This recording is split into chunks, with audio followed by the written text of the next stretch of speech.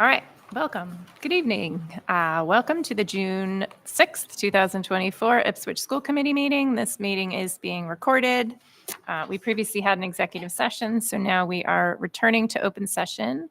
I would like to ask our new high school student representative, Charlie Quimby, to please read our district mission statement for us. Ipswich Public Schools aspires to empower all students to be global citizens who are effective communicators, analytical problem solvers, and savvy consumers of information. We propose to do this through an emphasis on communication, critical thinking, creativity, self-management, perseverance, and collaboration. Students will be active partners in authentic learning, offering voice and choice and demonstrating competency. Okay, thank you. So we just read that at the beginning of every meeting to sort of ground ourselves in why we're here and the mission of the district. So I think it's a nice start to every meeting. All right, so we will move on to announcements. I have several this evening. The next school committee meeting will be held on Thursday, June 20th, 2024 at 7 p.m. in this room, the Middle School High School Ensemble Room. Negotiations with the Ipswich Educators Association will be held on June 12th at 4:15 p.m. The Operations Subcommittee will be held on Thursday, June 16th at 6 p.m. in the Middle School High School Guidance Conference Room. And the last day of school for students in kindergarten through grade 11 will be June 13th. Elementary students will be dismissed at 11:50 a.m. and middle school, high school students will be dismissed at 11:20 a.m. Do we have any other announcements tonight? No. Do we have any special acknowledgements? Just want to acknowledge the class of 2024. We sent them on their way Sunday morning under the bright blue sky and a little bit too much heat. But it was a beautiful graduation, and congratulations to the class of 2024. I went to the green team dinner that they put together in the garden of the high school. It was delicious. And they had, for dessert, they had rhubarb curd, which I've never had before. I'm usually a chocolate mousse kind of gal. It was so delicious. It was just a lovely evening, and I'm so glad that they had it. I'm so glad I went. Great. Thank you. Thanks for going. I have one. Yeah. The Pops concert. Yeah. Say no more. Amazing. Every year. Yes. Every year. Yep. Yep. Yeah. Better and better. In regard to that, it's getting to the point where we need a bigger stage. It was amazing. Everybody couldn't fit on the stage, and I had a conversation with Michael Coelho after the Pops concert, and he had 84 stringed instruments on the stage that night, and it was packed wall to wall. Next year he's got 96. So we've got to They'll be figure smaller. something They'll out. be They'll be smaller.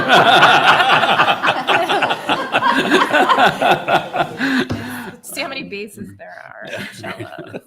So I mean, obviously it's a great problem to have, but Especially when you have a show like the Pops where they had a lot of the chorus was there Chorus was too, there and then too, it was the right. symphony orchestra, so they had band and Mhm. not all the bands, but some band instruments Right. in the back. It was cozy in there, but it was impressive. Any other special acknowledgements tonight? So remarks from the chair. I just wanted to acknowledge that today, June 6th, 2024, marks the 80th anniversary of the D-Day landings along the Normandy coast during World War II.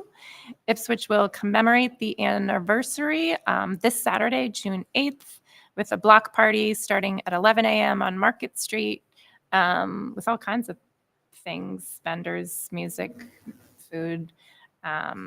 At 11 a.m., followed by a parade, I believe, that starts at 1 p.m.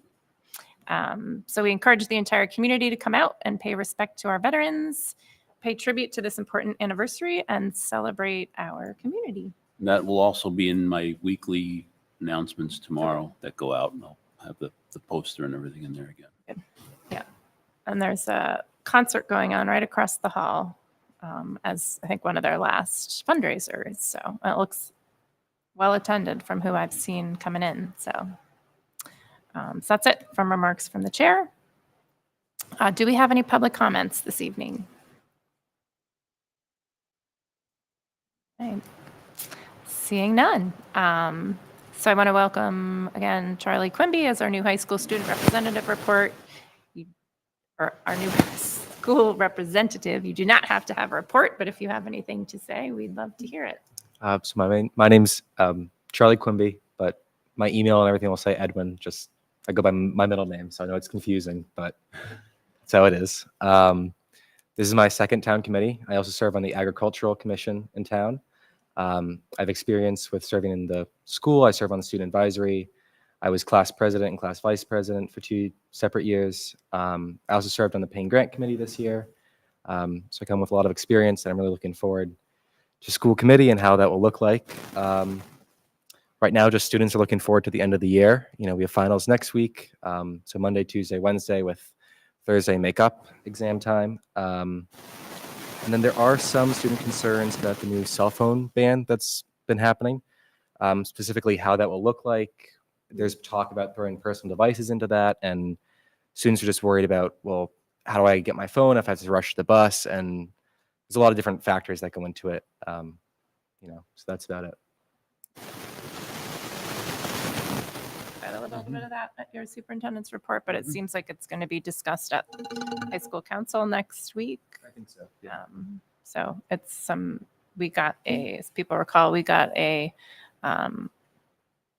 petition or a letter served from signed by many high school teachers requesting a cell phone ban district wide. So that's being sort of investigated and pursued, and that seems like there might be some logistical challenges and just things to work through. It's not as simple as just banning cell phones because they are used quite substantially. And if personal devices, there's just stuff to work through. But yeah, it seems like it's underway, which is discussions are underway. Just any questions for Charlie? Welcome. Welcome, Charlie. Welcome. Yeah, we're happy to have you. We have we try to get people that serve for 2 years, and so it's nice to have a student voice on the board. So always feel like you can speak up. I mean, you're a non-voting member, but you're certainly a voice on the committee that we, sometimes we turn to you for your perspective on things, but always feel like you can chime in and, or reach out to us in between meetings if you have questions and stuff. So welcome aboard. Okay, so we are catching up. So new member, welcome. I also wanted to welcome our newest school committee member who was elected in now 2.5 weeks ago. It's been a nice little lull. So welcome to Haley Rist. We're also happy to have you on board as a school committee member. So I don't know if you want to maybe introduce yourself and say a little bit about your experience or anything. Oh, sure. I wasn't prepared to remark. I've lived in Ipswich about 9 years. I have 2 kids, Doyon, one kindergartner and one second grader. I have a master's in education and sort of made the switch to corporate job a few years ago. So I'm super excited to have this opportunity to serve in an educational capacity or put that hat on. And I'm just thrilled to be here and have the opportunity and to work with everyone here. So. Thanks. And so we'll have our onboarding meeting next week, and we'll tell you all you need to know. Most of what you need to know. Do our best. The rest is found out as you go. Yeah, the rest is Trial by fire. Yeah. Yeah, exactly. All right. So thank you, Haley. So at this time, we would like to introduce our new Pupil Personnel Services Director, Eric Oxford. Yes, so good evening.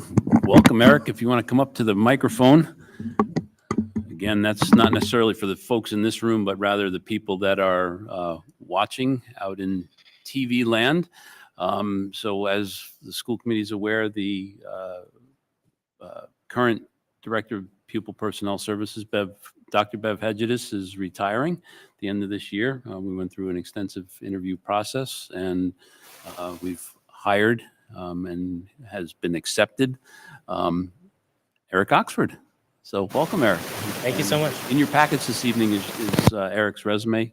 So I just wanted to give Eric an opportunity to have a little bit of FaceTime with the school committee and be able to answer any questions and just introduce yourself. Absolutely. Thank you all.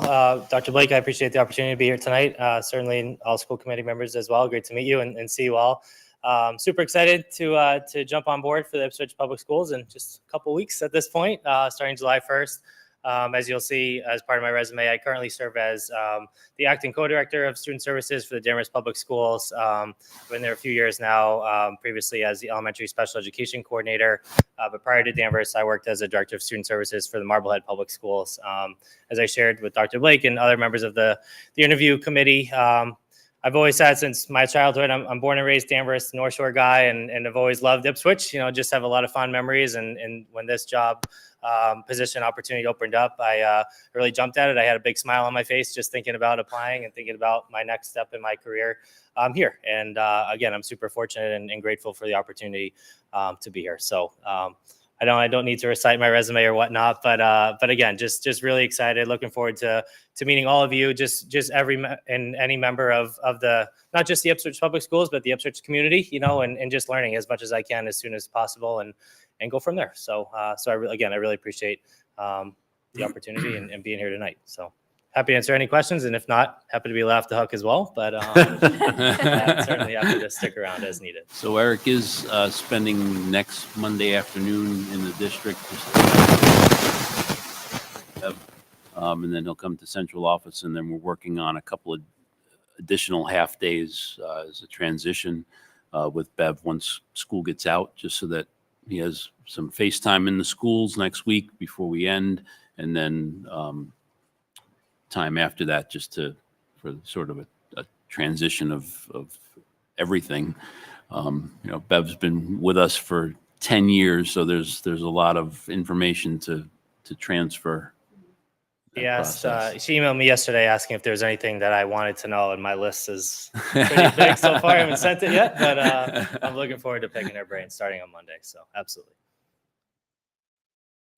Any questions for Eric? Welcome. Yeah, welcome. Thank you. Excited to Thank get you you. started. Yeah, Yeah, and I think appreciate it. yeah, we're a pretty new committee. I think I have the most seniority, and I've been on the school committee for 3.5 years. So, I think Haley's been on for 10 minutes. 3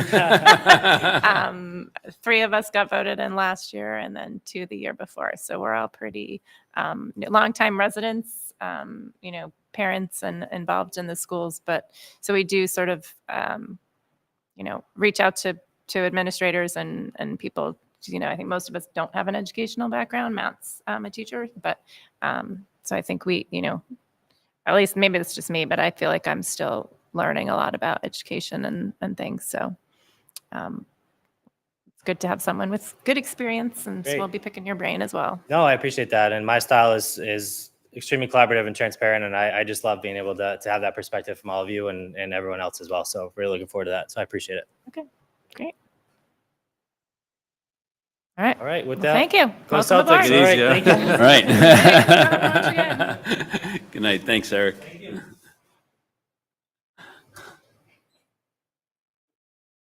All right, so next up, 4 minutes ahead of schedule now. So we have the Payne Grant presentation and approvals. So we have Ted Spinell or Spinelli? Spinelli. Spinelli, okay. With us from the Payne Grant Committee, who I believe has a presentation that, see, I told you you were going to trip on it. So I don't believe there's anything in your folders about this, so.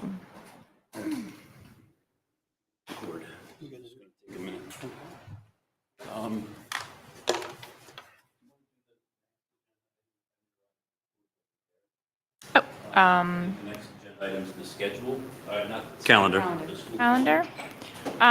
Sure.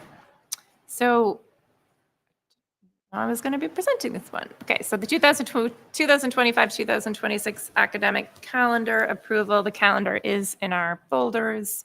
So we typically approve the year-long school calendar 2 years at a time ahead of schedule. So this is not next year's school year, but the school year after 25-26 academic calendar. So if you open it in your folders, I'll just sort of highlight, everyone's always wondering when the first day is and when the last day is. So it looks like in fall 2025, the opening day for teachers is August 25th. The first day of school is the Wednesday before Labor Day. So it seems to follow the same schedule that we've. How long it goes. So there's It's fully charged. Okay. each year when we develop the calendar, there are two different options that we present to. Okay. So one of the calendars, one of the tabs starts before Labor Day, and the other calendar starts Okay. after Labor Day. Okay. Administrative team and the union both preferred the calendar that started. So Laura doesn't have a microphone, so I'm just going to repeat that because I was wrong. And I was surprised. So Laura corrected me and said, in your folders, there are two calendars, two options. Two tabs in the spreadsheet. One is a calendar that starts before Labor Day, and one is a calendar that starts after Labor Day. So two versions of the calendar are presented to the administrative team. And apparently the administration and the union prefer the calendar that starts before Labor Day, which is the first tab. So and that would be consistent with what we've done in the last number of years, which is starting the first day of school the Wednesday before Labor Day. And the other one starts likely the Tuesday. Really hard to read. The Tuesday after Labor Day. I have a Yeah. question for our committee members that have young children that are closer to kindergarten than mine. What is your reaction to before or after Labor Day?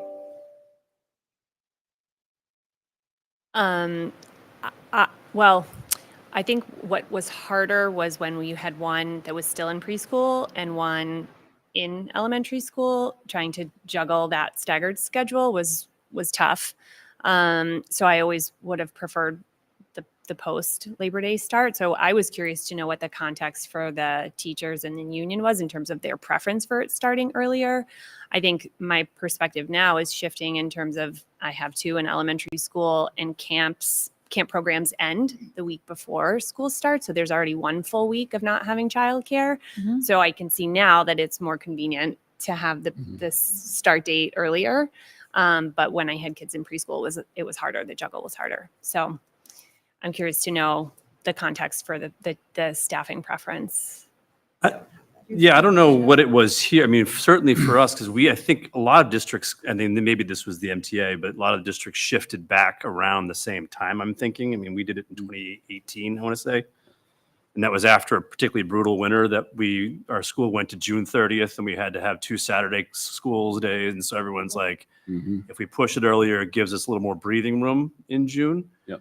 What I've learned, though, I mean, is that I've actually come to really appreciate those 2 days. It's like a soft opening for kids to kind of get back into it. Yeah. And you don't have to do kind of a lot of heavy lifting and have them come in for 5 straight days or 4 straight days. And so it's been kind of a nice thing from a teacher perspective. And I think my boys like it, but because they get to kind of meet everybody, and then they go away and they come back and they kind of know what they're It's like an getting into. orientation almost. Yeah, or something exactly. Like, yeah, and I think for the young kids, it's maybe less overwhelming to just go for a couple, a Well, day and a yeah. half, essentially. But I totally recognize that it's wonky for working parents that Yeah. whose schedules don't align with mine. But And that's And then older kids, it eases them into the waking up early. Like they wake up early. Right. I'm just. They gotta ease And into high that, schoolers, in 2 right. days they wake up early, and then they get a 4-day break, and then it's like, okay, let me get into And the. then 4 Every days, day you're gonna they have get a to wake 4-day up early. week, and then a full week, the third week. So There was discussion about, at the end of the year,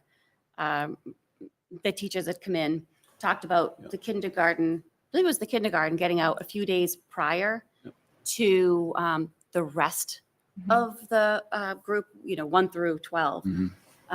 Is that something that could take place this coming year? Or I know we haven't really decided on that. So we haven't decided as a school committee and administration yet, and that's also something that is being discussed in negotiations. So we okay. haven't, so this is for the 25-26 calendar. Next year's calendar is already approved, and once we decide on that, which is a conversation that we do need to have, we can go back and adjust the calendars. Oh, So it is Yeah. adjustable. But it would be this calendar that would get adjusted Yeah. potentially, Okay. Yeah, Not- yeah. not this But we can August. vote on it. Oh, right, Then right. Definitely not adjust this it. August. Adjust it. I didn't know if it was this one or the following year, but we could adjust this one. Yeah, That the starts 25. Yep. So this actually came from a union discussion maybe 4 years ago, 5 years ago, where they wanted to try to do the calendars 2 years out just for planning purposes, for vacations and stuff. And I think it works out well, with people that have to make long-range plans. And so that's why we're doing the calendar 2 years out. So I'll just start with, I prefer the before Labor Day version. Partially to align with what the administrators and the union want, but partially because I think it works and it's what we've done for the past number of years, but I'm only one person, so. I agree. I agree as well.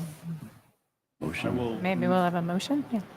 I move that we approve the 2025-2026 academic calendar with the start before Labor Day. Motion by Sasha, second by Jenny. Any other discussion? All in favor? Opposed? All right, so 7-0 in favor. Thank you. All right, thank you for your patience. You're up, Ted. Welcome. Thank you. So my name is Ted Spinelli. I'm paying grant committee member. I have a high school student. His son Theo is a sophomore, going to be a junior. I'm presenting in lieu of Principal Ginolfi, who is in Washington, D.C. with his class trip. Just for the record, it is like 88 degrees right now and raining and DC, so good luck to Pete. I just Googled that on the way in just for chucks. Oh, can we move? As we go forward again, I did the presentation this year, obviously not as slick as some you may have seen in the past. I won't blame. Charlie was on the committee this year. He was a fantastic asset to the committee. It was great first year. I think we had a student on it, and it really was, he brought a lot to the table. And thank you very much for that, Charlie. So the committee members, I want to take the opportunity to thank all of them. It's kind of a large task that we undertake in a short period of time. I equate it to taking a sip of water from a fire hose. We take pretty much everything is condensed into about a 2 or 3 week period, to the point where I believe the committee has kicked around the ideas of potentially moving it up for earlier in the year so it doesn't interfere with all the end of the year activities as we try and go through that.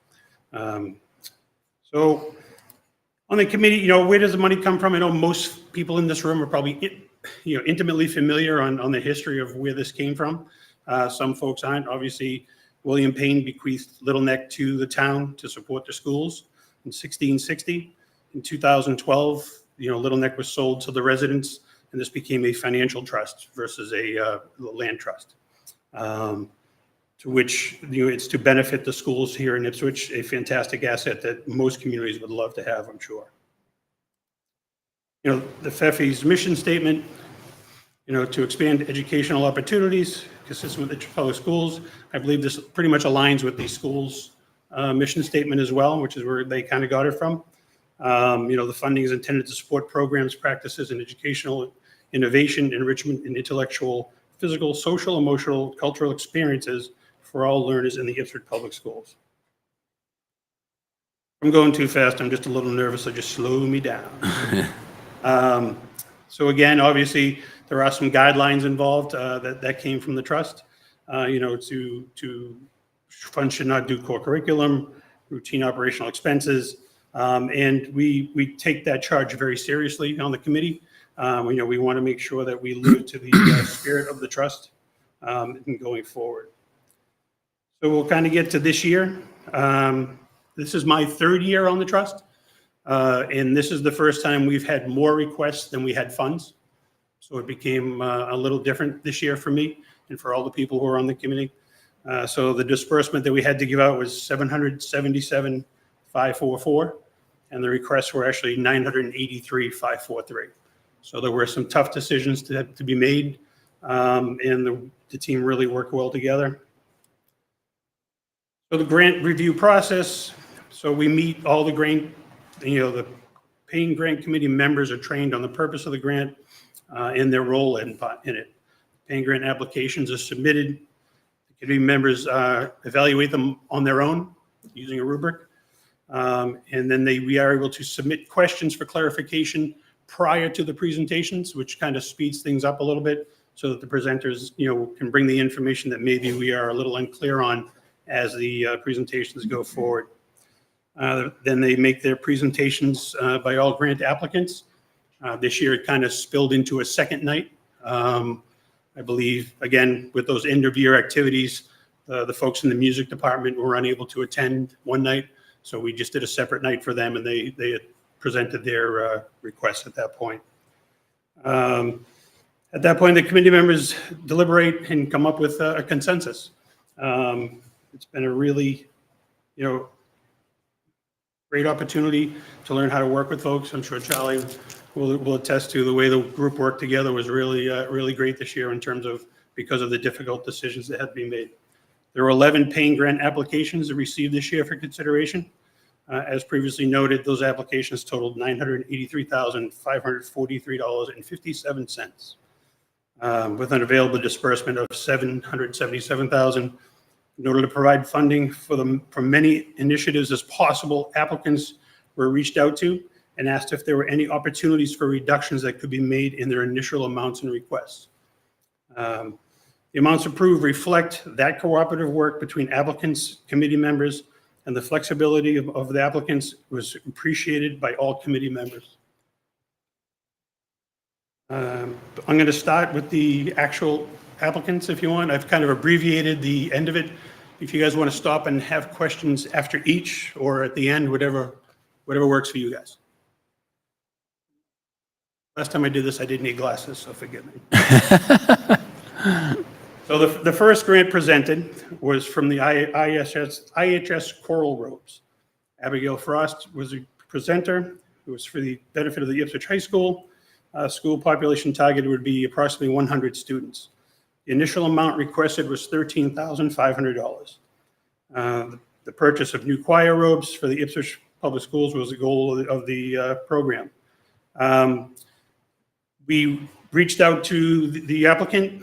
She was able to receive money from or get a commitment from Armada to come up with some of the money, which then lowered the cost that she was asking for below the threshold for a paying grant. So she's going to go back and go through the twig. So that is the next applicant. Was the building at Jack Welch Stadium. Tom Gallagher, the athletic director, was the sponsor of it. Ipswich High School, middle school students, and the community at large who will be served by this. 864 students plus all who utilize IHS IMS grounds. The initial request was $250,000. The goal of the proposal was to move forward with phase 2 of a multi-purpose building at the IHS Stadium, which will provide, among other things, other necessities, on-site accessible toilet facilities, a snack shack, and various rooms for people to use. After we reached back, so the approval amount that was given or authorized was $140,000 on this one. May I ask a question on that? You go right ahead. Thank you. So did they come back to you with a decrease to 140, and then what Well, was cut? or In what- all disclosure, I am on the committee for the building. Mhm. So I didn't take part in the voting on it. But at that point, it was anything they could get was obviously what they were looking for at that point. So does the $140,000 allow them to move forward with phase It'll- 2 or it- not? It does really? not completely fund the building. The part of the purpose for this was to make the fund more attractive to go out and seek more funding elsewhere in terms of that we're closer to the end goal, so that if we are able to get more funding from a bank, from a business, they know that it's going to push us towards the goal of the actual end rather than just kind of sit in limbo. And do you know what the end number that you're looking for is? Dr. Blake might be able to help me out on that. We've had area- various versions. I think the last version was it 1.2? 1.1, 1.2. Yeah. I think this puts the committee at 140, puts it at about Close to 8. just under $800,000. I guess my question is, will anything happen with this 140, or will it just sit there until you get to? Well, we're going to, I assume that we're going to have to start to develop some plans to put forward, which will have expenditures for that in terms of, obviously, the biggest expense is running sewer. Unfortunately, it has to come all the way from the stadium back to this building. It's the largest expense, and that's going to have a large plan that needs to be developed for that. With environmental studies and all the things that are going to have to go along with that. So there's a meeting of that committee next week. And I think a lot of what is hoped for is to have an amount. We're looking at 1.2 or about that, and then either have in-kind donations. There's a lot of contractors potentially to volunteer, or do a fundraising campaign to make up the difference. But this kind of started a fundraising campaign. Sorry, one more question. And then is the 1.2 based on a set plan with plans and costs and stuff? There is Or an not? architectural plan that Okay. is a very scaled down plan to what it was initially Okay. supposed to be. But like things like that sewer are like priced out and estimated and all in that plan. Yeah, they've been estimated now. You'd have to submit, obviously, an environmental study and the plans and all the drawings that would have to go with that for approval, back up to the inspector. I have a question as well. Not just specific to this, but in general, how it works. So if, let's say, they don't raise the full amount of the 1.2 or get close enough to be able to begin the project, is there a timeline in terms of when this money needs to be spent? And if it's not, that it then is returned? I'm not aware of one. But usually, because of what it's being used for. Yeah, I mean, things get a little complicated because we're sort of in the process of reworking our FEPI policy, which didn't make as much progress as I hoped this year, but we're going to work on it and finish it next year. So I don't know if we have specific guidelines that money needs to be spent in a certain amount of time. In the past, when there was money funded when there was money approved and it wasn't funded for the initial project, it would go towards something in a similar field. But that raised questions of that wasn't initially approved, and so should it have been returned to the initial like slush fund of the paying grant, or should it go towards something similar? And so that just has to be, set in stone what the actual policy is. Maybe a broader question outside of the funding, but for the building, in terms of approval, does that predate my time on school committees or approval that needs to happen here? Forget about funding, just proceeding. Is that already determined within the high school, middle school? Like, are we definitely building building's that been building? approved Has that been by decided and anybody. this is just a funding question, or? This is simply a funding question. There's not been in my time. So great question. Got to back it way up. So prior to my time, there was phase one of the turf field project that was funded and resulted in what we currently have out there, the track and the turf field. Phase two was to put this this facility out there, which originally was locker rooms, public bathrooms, a big concession stand, and it was significantly bigger than what they're talking about now. That was back in 2017, 18, maybe, when we started having those conversations, and then we had numerous meetings, developed some initial plans, worked with architects around what that might look like. They gave us those plans. COVID hit, everything got shelved. And then just maybe a year and a half ago, we started having the conversations again. It got more or less resurrected by My some understanding folks. is that there's always been a plan for this building to Mhm. exist in some form. The initial building was realistically the Taj Mahal of things, Right. which we've Yeah, it was a scaled full way, it was a way full back. kitchen and everything else that That's been scaled way back. This is more along the lines of necessities, just in terms of public facilities, Mhm. restrooms, sanitation for a smaller, snack shack with the ability for sanitation, running Mhm. water, those types of Yeah. things. Okay.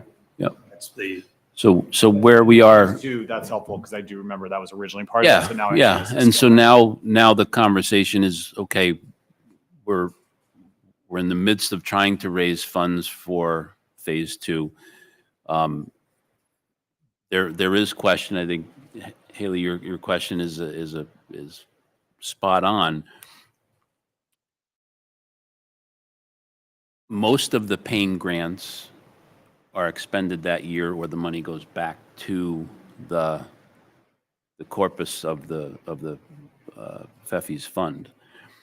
Over a number of years, pain grants had been provided for this project.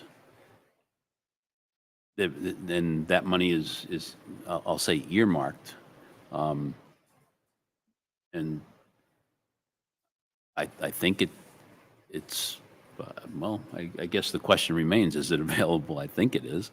And then the previous 2 years, I want to say, the pain grant committee, who's presenting this evening, the members at that point said that they would not fund any more money toward this building. So that committee is turned over again, and a new grant was put forward and it's coming before has been approved by the past, committee. We've had some grants come in that weren't able to be expended. The playground at Doyon came up and was more expensive than initially planned, so they had to, for lack of a better term, sit on that money and then come back and ask for additional funds, kind of things. So there has been some history of things sitting for a period of time. Again, earmarked and watched for and made sure it's used properly. Yeah, I understand the conundrum of, having a certain amount of time to spend it. But I also think that if there's only a year or whatever it is, you don't want people to just say, okay, let's do it. Otherwise we'll lose the money, So that's something that you guys will be figuring out, right? Of how to deal with a multiple stage project like this and the amount that they're asking for. Maybe there's a threshold of whatever amount or whatever the project is, and they have different amounts of time to spend it There's definitely bigger conversations that need to be had about our FEFI policy, and and will happen, I think, in the, in the near future. We had this talked summer, about that which as won't a, affect as a, this cycle, but- one of our retreat topics was the FEFI's policy and some of Maybe the, some of the putting history timeline there. Things, Yeah. or having some mechanism in place for if there is a bigger project that, may take 3 years, 5 years. If Mhm. it's something that everybody agrees is an important initiative, I don't know. So let's try to keep it to this cycle. I mean, I'm the one that started it Yeah. all, but those conversations will definitely happen. And The next grant application was a Yellowstone National Park Environmental Science Civics course put forth by Jeffrey Krieger and Lori LaFrance, Ipswich High School students. The total population targeted would be 13 students in total from the 10th, 11th, and 12th grades. The initial amount asked was $37,000, $37,081. The fund for a field trip for 13 students and chaperones in March of 2025 to attend a 9-day program offsetting some program of transportation costs for students and providing funding for substitute teacher coverage back at school because it takes place during the school year. This was, although the committee all agreed we would love to go on this trip, and we see it, the sheer number of students that it was going to actually affect caused us to not fund this grant application. We always try and, one of the conversations that comes up almost with every single one of these is how many students is it going to affect in a positive way? Although that in, I won't say we all wanted to go because I think when I looked at March 2024, they still had 3 or 4 feet of snow in Yellowstone. So not everyone wanted to go.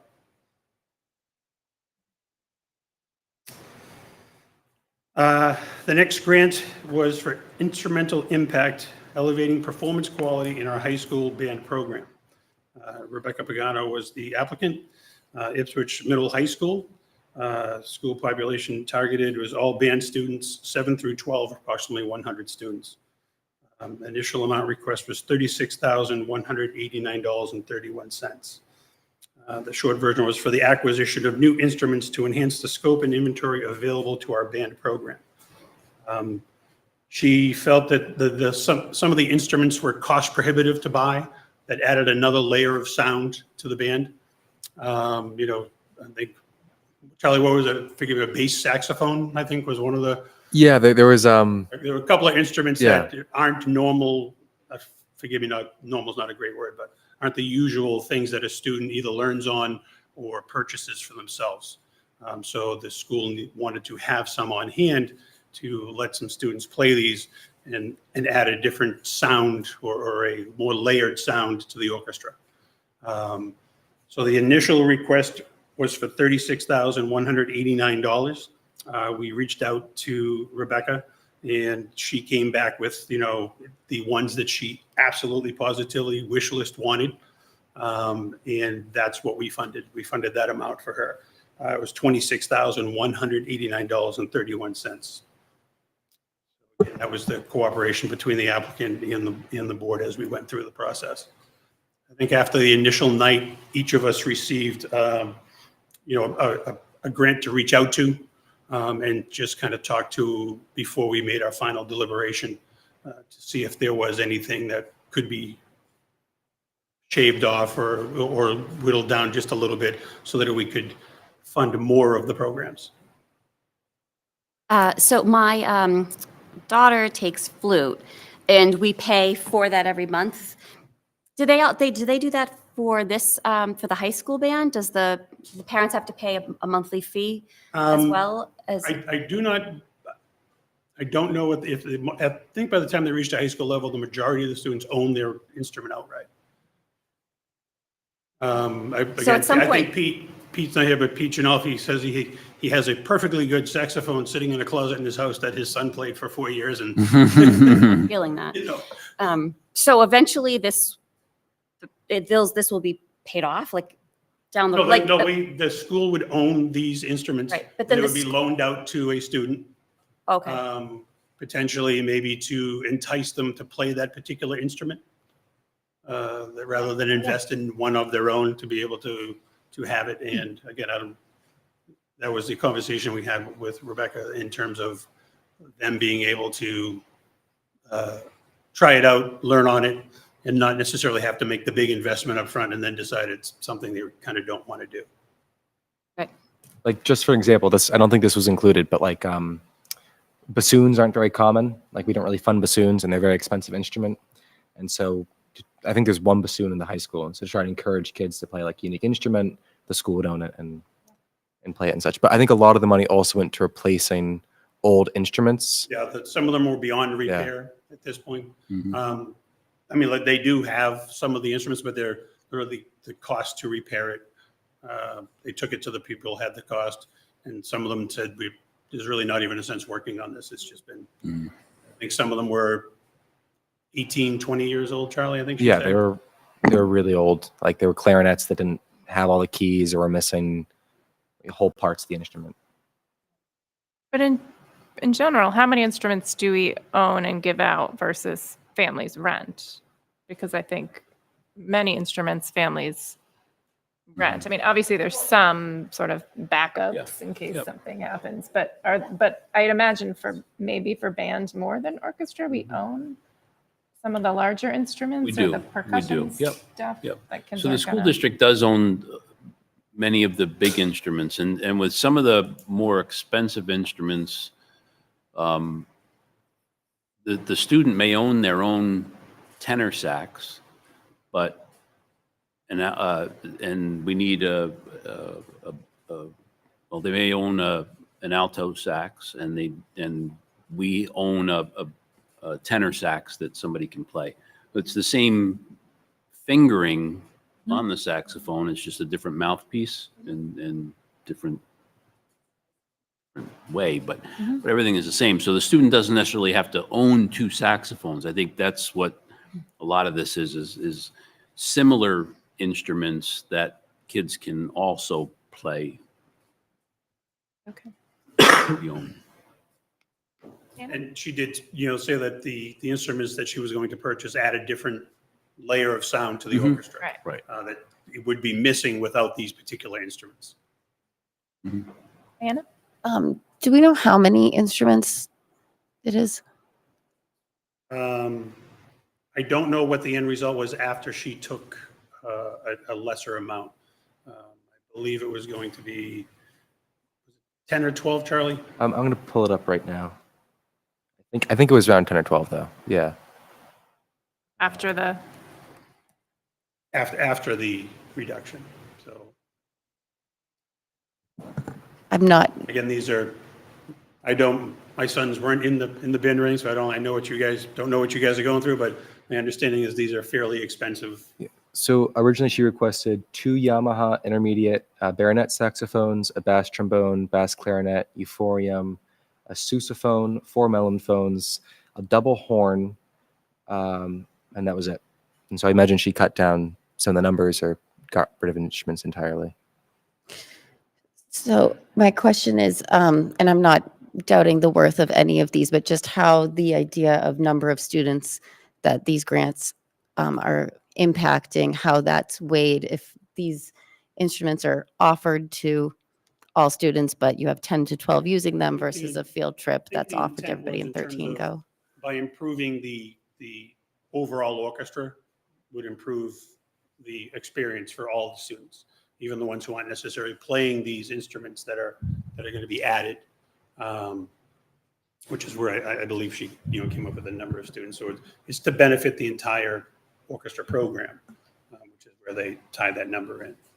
And they'll be able to be passed down throughout the years, so. Yeah, we you know, would own we the own them, instruments for right, many Yeah, years. so if And there's sometimes the hope is whatever, that then the next if year. you allow a student to play a year on a school-owned bass saxophone or whatever she called them, Yeah. that then they would purchase their own because of now, okay, I'm committed to that, I'm okay with that, and that another one can be passed on to another student who hopefully will do the same thing.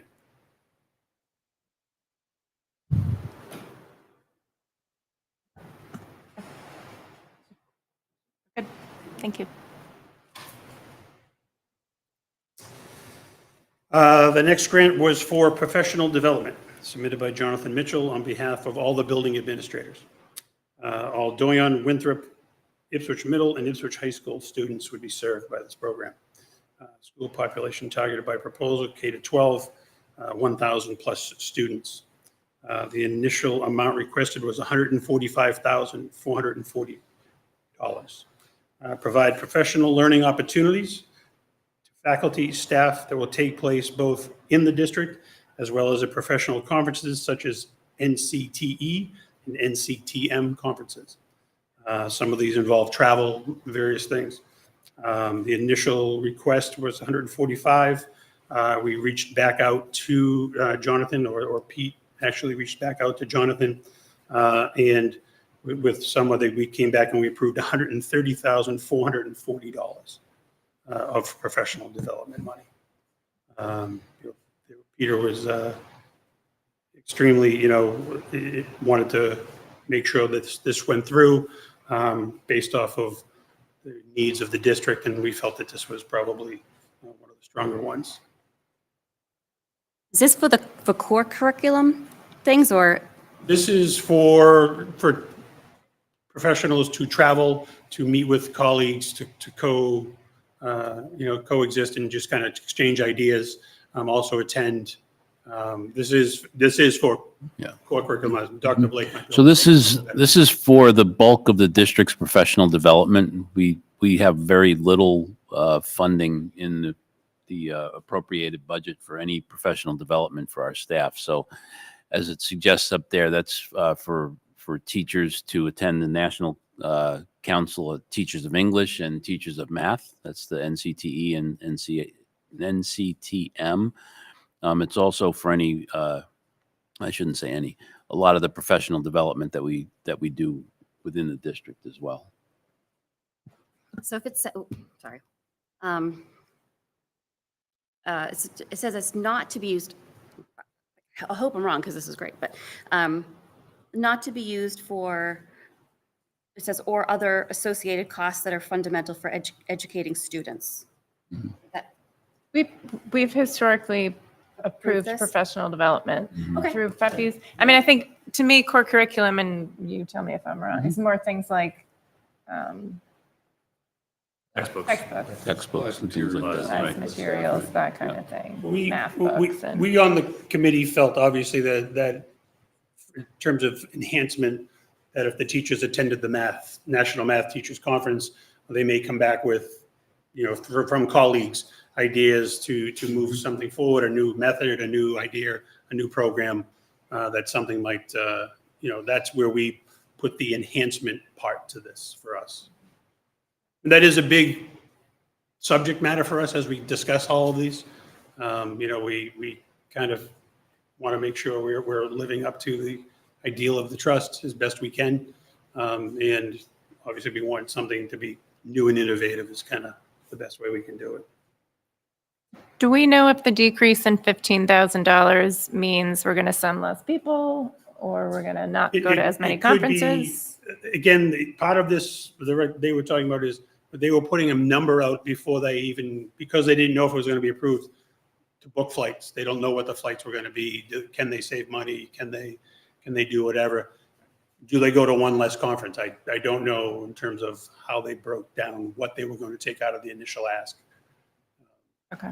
I mean, that matters to me anyways, because I don't want to sacrifice professional development.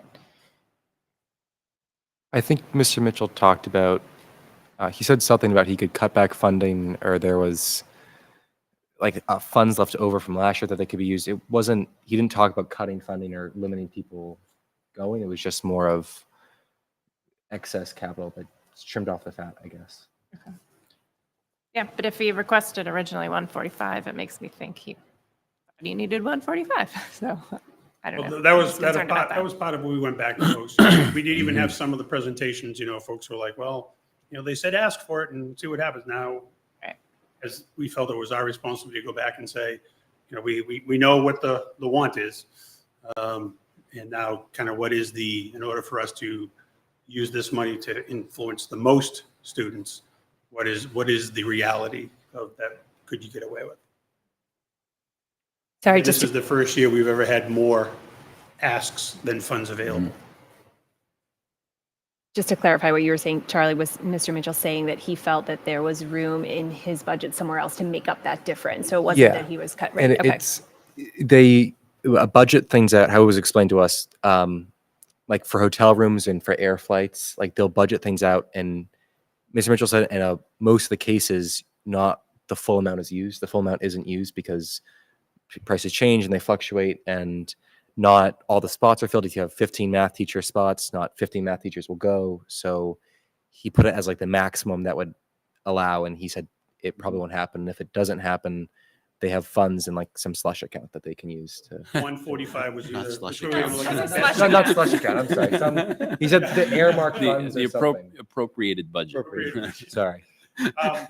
You know, and he said, No slush funds. It's technical. It's just one big bank account. And yeah. anything else? Thank you. All right. Enhancing Safety Innovation 21st Century Workspace. This was through the Scott Jewell, Michael Arnold, Jonathan Mitchell, Tim Sidmore. School, Ipswich High School, Middle School. School population targeted were all students in grades 6 to 12 taking engineering and technology education classes. The initial amount requested was $99,178.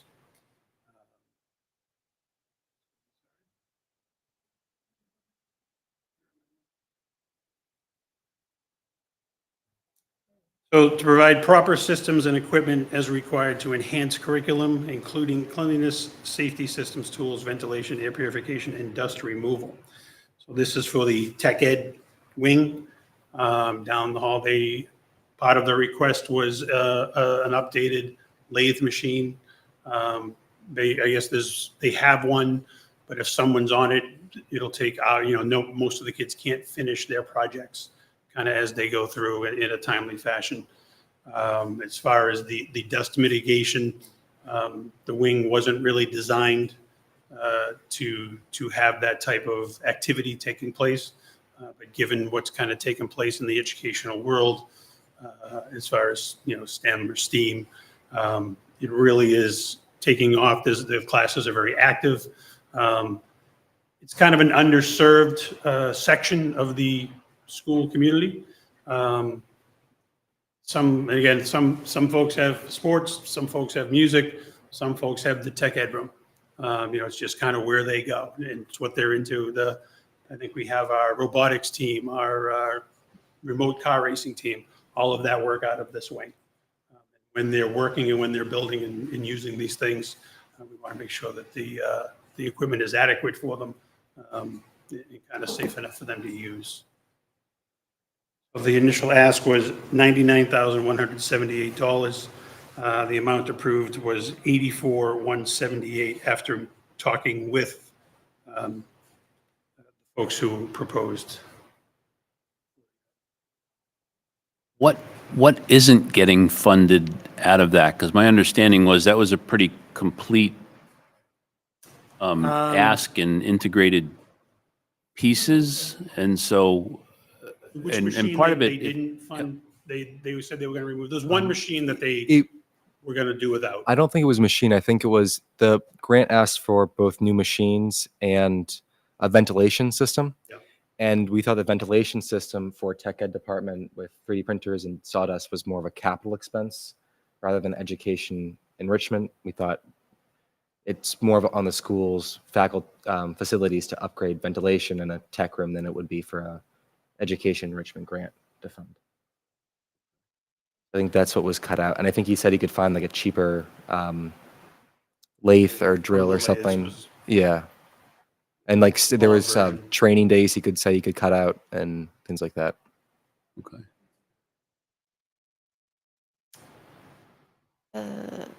Question about that. So I guess,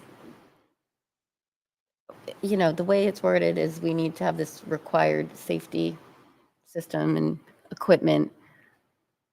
So if it's not happening or if it's not getting funded through this, are we prepared to make sure that what we're doing is being supported with a safe system? It will have to go into a future capital plan because it wasn't presented as a budget item during the budget process this year. We also have a new teacher moving into that role, so I think part of this grant is some of his work and how he's looking to change and enhance the program as it's been, because as you know, Bill Gallant is retiring this year, and Tim Sidmore is taking over that in that role. I mean, to me, this mirrors a little bit of that science wing approval that we had a couple of years ago, where we had the things hanging from the ceiling so kids weren't tripping over wires and all that. And I remember having the discussion like, well, if it's electrical work or, that kind of safety stuff, should it not be? But I think, we funded it. So we ended up tying it into, if it's enhancing the program and the department, and that just kind of comes along with the project. Right. We basically, in that case, we had done a study, figured out what needed to happen in our science and some of the math classrooms at the middle and high school, and then we upgraded them as enhancements basically to the classrooms and the opportunities for kids because of what we were able to do with those rooms. And it made them safer in the process. But if it was just strictly something needed for a safety upgrade, I agree, that would definitely probably be in a capital plan. But if the goal of this is going to have new equipment and make the program, enhance the And I think the addition program. of the equipment, he kind of felt was paramount to keeping the program growing, to make sure as many kids could participate in a timely fashion as possible. I guess, again, I'm not in the classroom, but I guess when somebody starts to use one of the 3D printers, for example, it may take hours for it to actually print what he's trying to have made. So then everybody else is kind of waiting in queue to have their project printed as well. Does the lack of the ventilation system that they thought should be punted over to capital expense, does that mean the project can't go forward until that is implemented? They are making do now on some level. And I don't think anyone's in imminent danger at that point in terms of, I don't know if the addition of the equipment is what caused the request for additional ventilation. I think it's the current tech room isn't well ventilated. I mean, if you just walk in there, it's covered in dust. If a kid's using one of the saws, other students leave because they can't see what they're working on. And so ventilation's There's limited ventilation. there's no big fan or like sawdust catcher there to suck up all the particles. That's what I was trying to get at, is Yeah. like, if we know we have like a health safety issue, like whether it's funded through this or something else like that needs to be. Yeah. We To me, thought it was this- healthy. This needs to be funded through this grant or elsewhere this coming year, it seems. The 15,000 discrepancy here.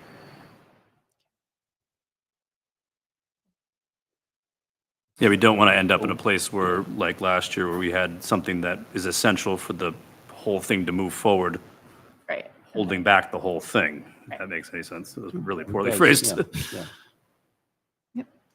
yeah. But a lot of the requested items were just newer versions of what's already there. So I don't know if it would need to be the 15,000 to move forward. I think it was just nothing's changing. Equipment wise, it's just newer versions of the equipment. There's one fancier piece that allows you to do two different CNC practices, but it's just the same equipment, just newer. And But that 15 does not, or right. does, I mean, in other words, if you added the 15 back in, would ventilation be part of that whole yes, package? but if it doesn't get added in, nothing would Yeah. change. I guess the But it'd still question is be too, are we not adding great. to or Right, just still not simply great. replacing equipment? I know we had to replace some equipment because of safety concerns. That was year or part of two this as ago. well, it wouldn't necessarily be more of all the equipment. There'd be some additions of some new stuff, but there'd also be some replacing of some stuff that needed to be updated to newer standards. I think it raises a good question in terms of bigger conversation, FEFI's appropriated budget and capital, right? Because if we're looking for a piece of this from a capital plan, then should we not also be looking for the building in terms of capital and part of a plan? Or, to your point, any future other upgrades like that we're looking to make to science classrooms or stage addition or whatever, should that be capital versus something else? I think it's a larger discussion to have.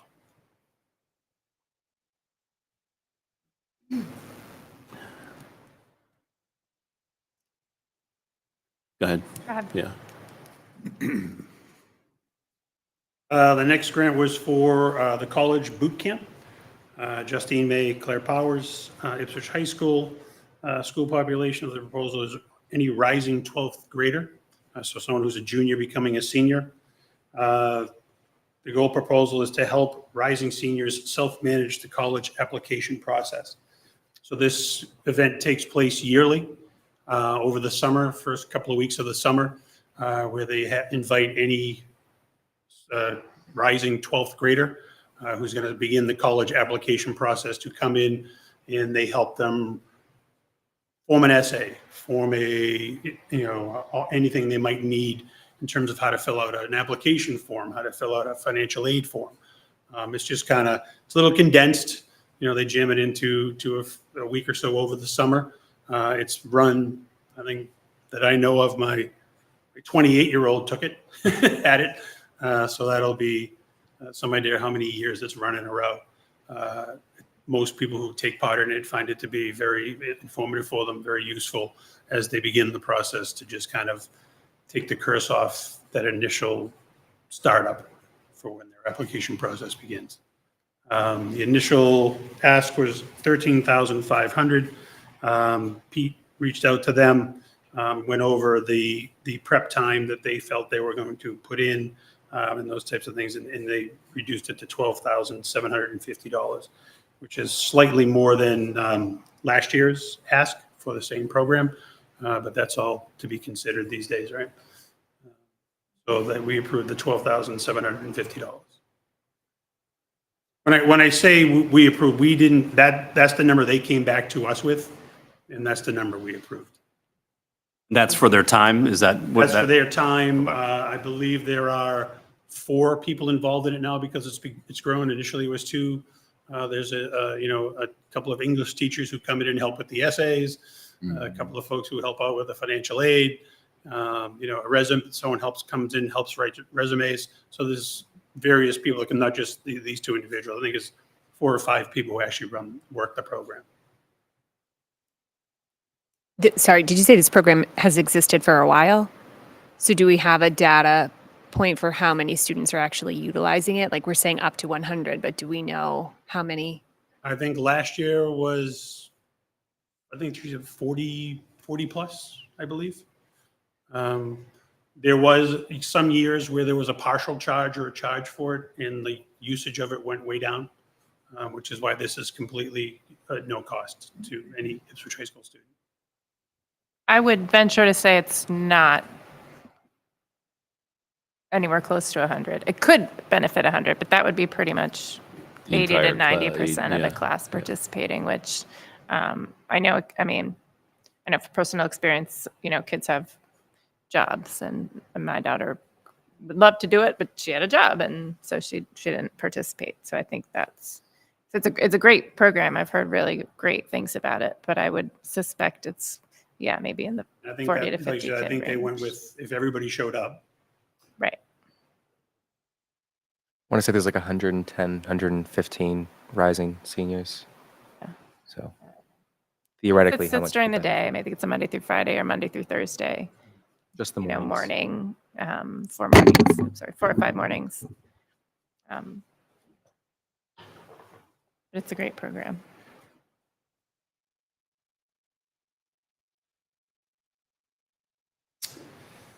The next grant, again, was in all honesty, probably the favorite of the group. Bringing art to life, integrating digital projection technology for enhanced learning and performance experiences. So the fine arts director was the applicant. It would solve Doyon Winthrop Ipswich Middle High School students. School population for proposal 200 Ipswich Middle High School drama students, potentially 600 grade 6 to 12 students in the music programs, and additional outreach for all using the Performing Arts Center. The initial ask was $87,617. The goal to purchase digital projection system that will enhance the stage backdrop, set design, visual effects during theatrical productions, concerts, spell check got me, dance performances, and other live events. The full amount was approved. This is a digital system where, for lack of a better term, if they're going to be holding a play and they buy that, they rent that backdrop that's in the background to create the background for the music. This is actually projected behind the actors, behind the musicians on a screen. So it would almost be like 3D. If you were doing Little Mermaid, you could put an ocean scene behind them and then they would be almost in the ocean. One of the benefits to this is you no longer need to rent the backdrops. I was shocked to find out to rent a backdrop was about $6,000. I was shocked by that. But that they would no longer need to rent those. The addition to this too was they would try and integrate some of the computer tech folks to create the backdrops. It comes with various, options that you can choose. But we felt that this really would just kind of change things up a little bit. This is the enhancement that the committee felt really falls into the purview of what the trust is all about. But kids would still be creating sets and The sets in the back, painting but the backdrop big- itself would be, Okay, so the the, backdrop. would almost make it 3D. So the Okay. sets that they build out would still be there. Okay. Because Because that's an important role for Yeah, they'd still need all the kids tech to guys do, and which the, is- the folks, the kids in the black suits that run on stage you don't Yeah. see. And then, my son was one of those. You couldn't get him to stand up and say anything, but he would gladly do that. But the backdrop itself would almost make it 3-dimensional. And you could use it for concerts. You could use it for any dance performances. You could use it for, it may add to, again, I don't know, the appeal of using this for outside sources. If the tech department would have to be hired to run it, if you were going to have a dance recital or a performance of some kind here in the IPAC. Did we use it at school committee meetings?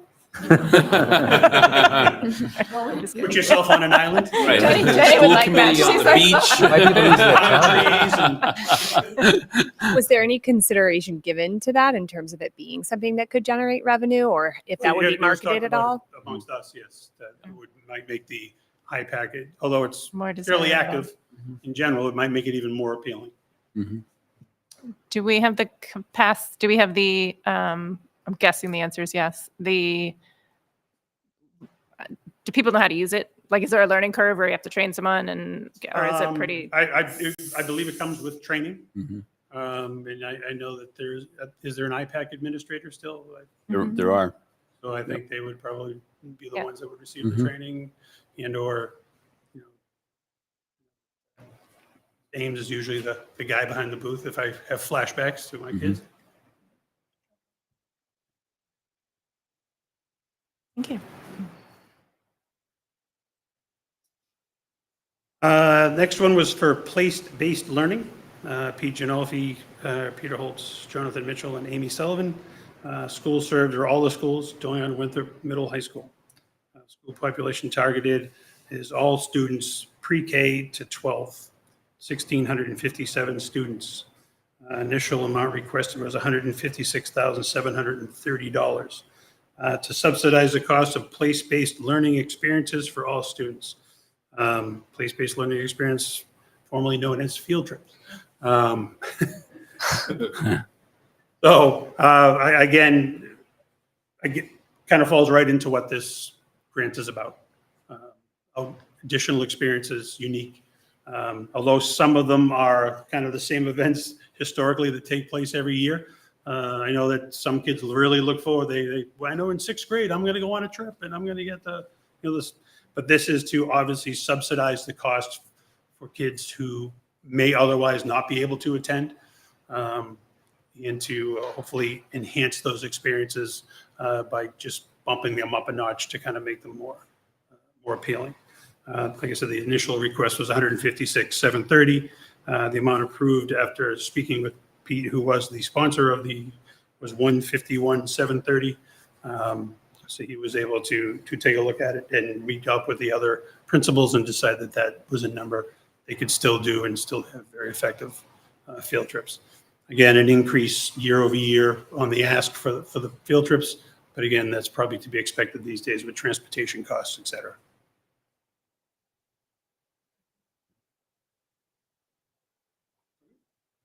I'll make just a quick note. We've talked about the place-based learning before, particularly for, we've talked about this before, particularly for the costs that may be prohibitive to students just in general, not even subsidizing the cost. So fully just support this one. I think we've been talking about how do we even go further in this as well. So I think for a future conversation for us, just part of FE's money overall. Both of Fry's committees have enrichment funds as well, which I can't remember what I want to say it's like 3,000 for each school for the year, which I know is hugely supplemental and is always used in completion. I think it's a good point. I know some of the schools have that as well beyond Elementary that. schools do, but I don't know about middle school and high school. High school does. I know high school does. I believe middle school. I'm not positive. I think the point there is there's a few different places that we're doing this. And I think like, let's look at it holistically, and especially where we have the opportunity to go further, where kids aren't even, or families aren't even thinking about, could they go on some of the bigger trips, but let's create that opportunity for them. So I think that's where we have opportunities in the committee to try to do more.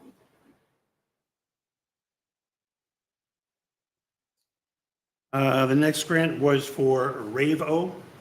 Megan, Alyssa proposed this, Winthrop Doyon Elementary Schools.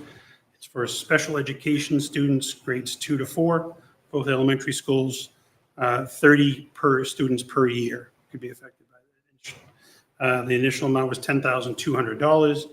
The goal is to purchase 2 RAVO reading instruction kits and staff training. The amount approved was $10,200. This was obviously almost like an early intervention reading type of thing. And I know there's a new literacy program coming out, but they felt that this was really important to kind of hit the younger students. That's why it's such a young demographic in terms of this. And the 2 kits would last years as they go through. So, and even though it's 30, this is why we went with 30 students per year that would be able to positively affect. Given, I won't say it, but given the dollar figure, we thought it was a great investment in terms of something different. They just another tool in their belt, as they said, to kind of hopefully positively affect some young readers who are struggling. How is this different than what we discussed last year for materials and curriculum? You mentioned the early intervention. Is that where These are supplemental materials, different program altogether. Okay. So the kits will last for years? Or I mean, it's not like a workbook, or it's a No, not It's a workbooks. reusable system. I think it was like a phonics, like dyslexic, dysgraphic kind of teaching kit for students. They're not consumables. I mean, it's things that are going to be. No.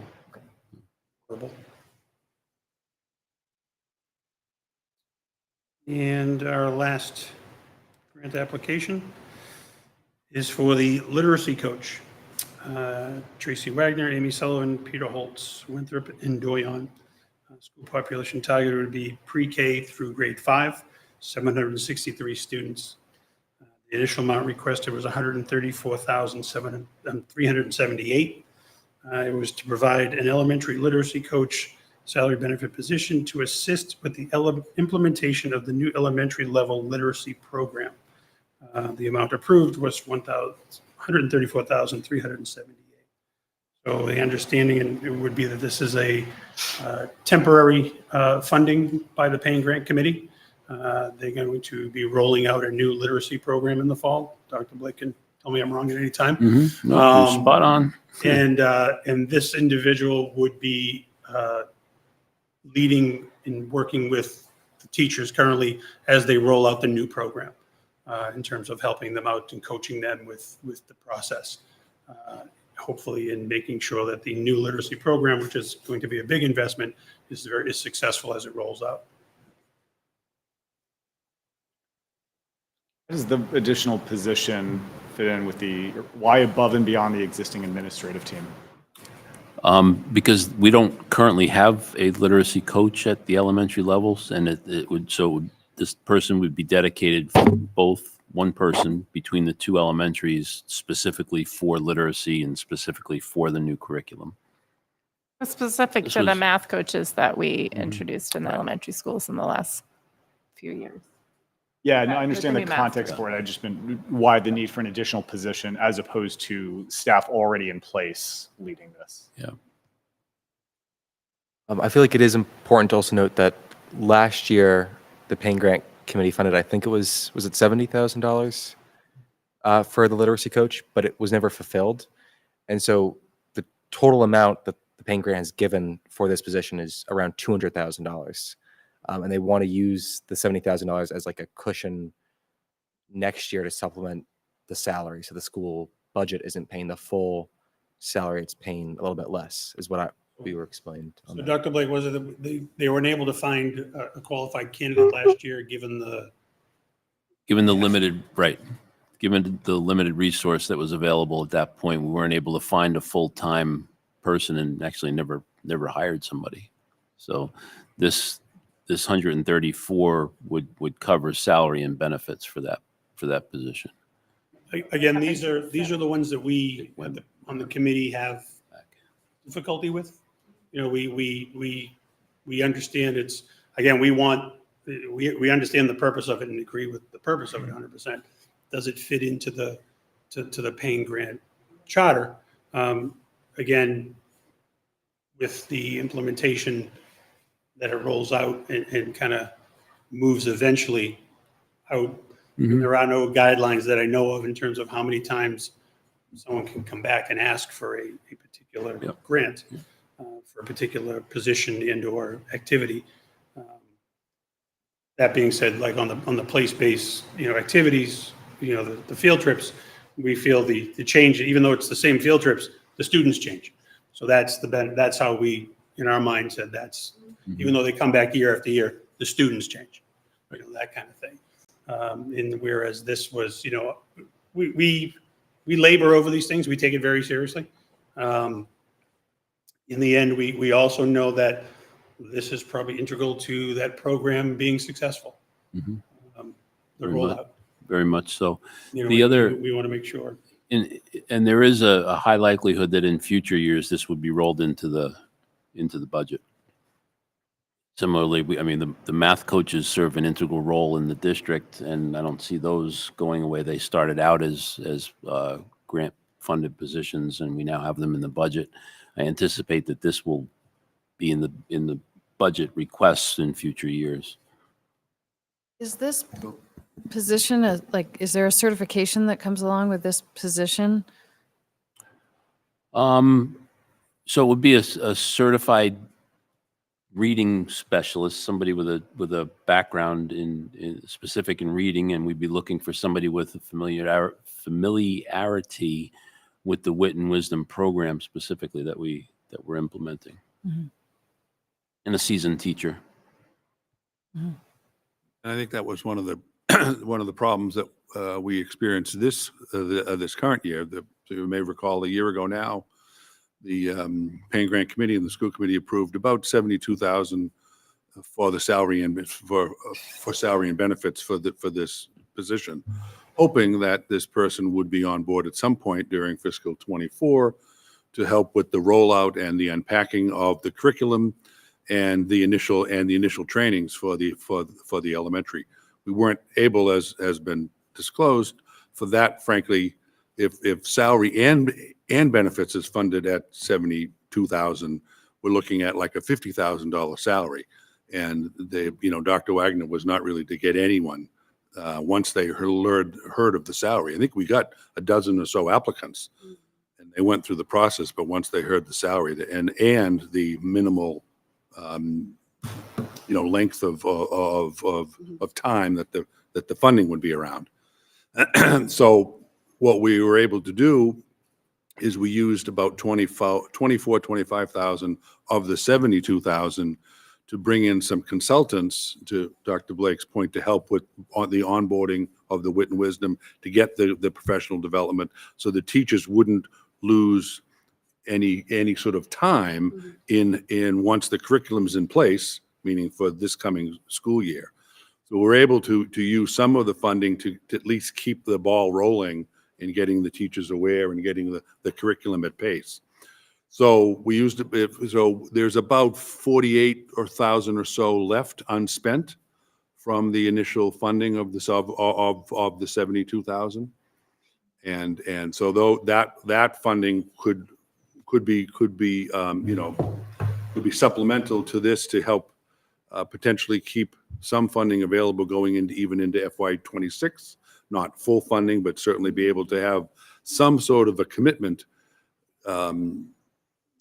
to be able to keep this program, keep this teacher and the brand new curriculum on pace. So the $134,000 represents a salary and the benefits, with an appreciation that we're now looking for a much more seasoned teacher, an ELA or a reading specialist, and someone that has direct experience with the curriculum and in being a coach. That's a much more competitive salary, and we really feel strongly that we'll be able to bring someone on board. So just to clarify, there's about $50,000 left over from the last round of Payne grant The earmarked. current round from FY24, yes. We haven't closed yet. Yeah. Originally, we had cut this grant by $50,000, believing that the leftover funds from last year would fulfill a grant. We could fully fund other grants, but we were encouraged by the school to leave that to provide a base for next year's salary.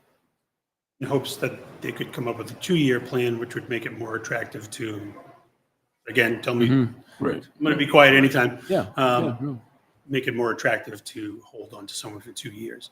I know that as I've kind of been watching, one of those weird guys, I watch the school committee meetings. I know that you guys are working on language for the grants where the money could be held over as long as it's used for the same spirit, I don't know, same earmarked category. But again, that's just something that and I don't know who would have to approve the new language or what's going to go on with that. And that's why I asked the question, because this question came up with the locker room, I call it a snack shack, addition to the phasing of the turf field, of how long does that money sit? Right. It's earmarked. So this is another example of.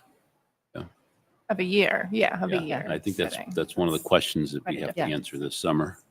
Yeah, definitely.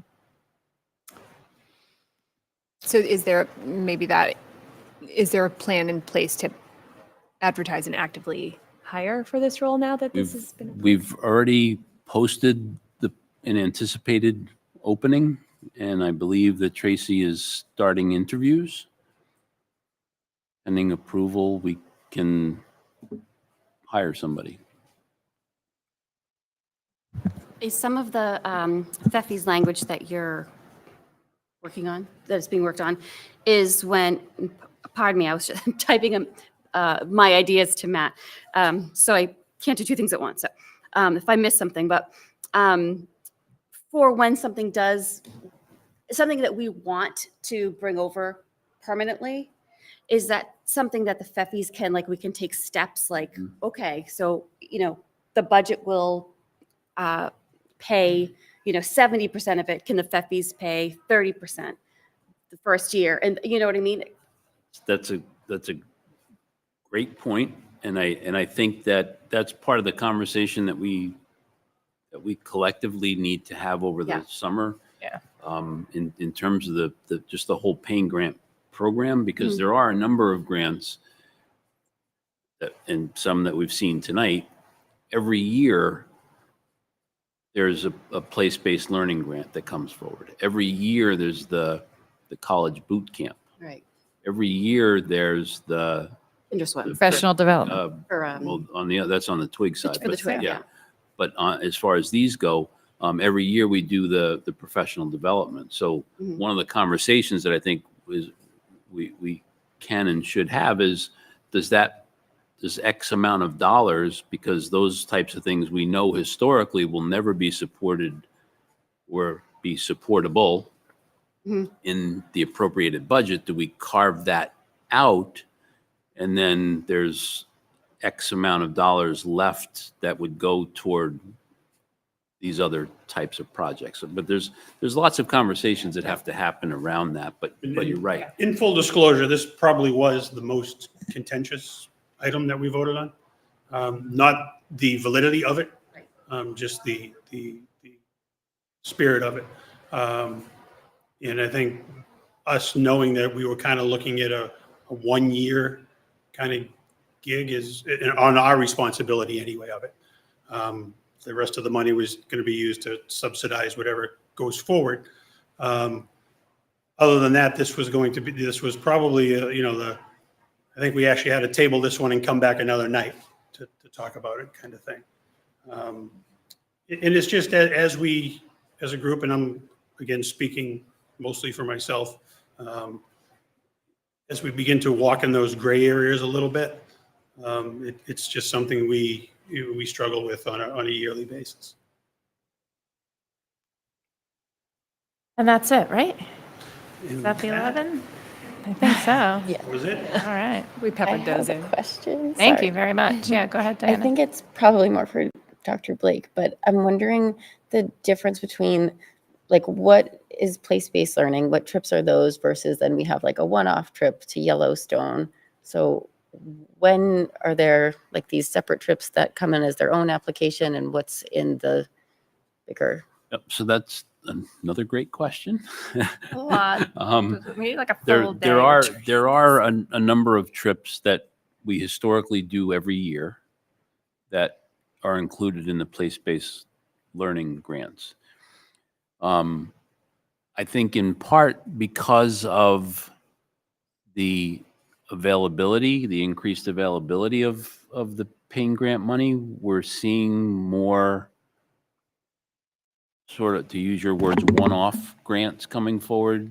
The Spain trip last year, the France trip last year, the Yellowstone trip this year. So folks are seeing that as an opportunity for enrichment for our students under the grant, and that is one of the grant purposes, right? And so they're proposing those grants that are different. And so one of the things that we need to look at, and we've started to take a look at, is I had put together a spreadsheet of all of the grants that we currently fund, all the trips that we currently fund.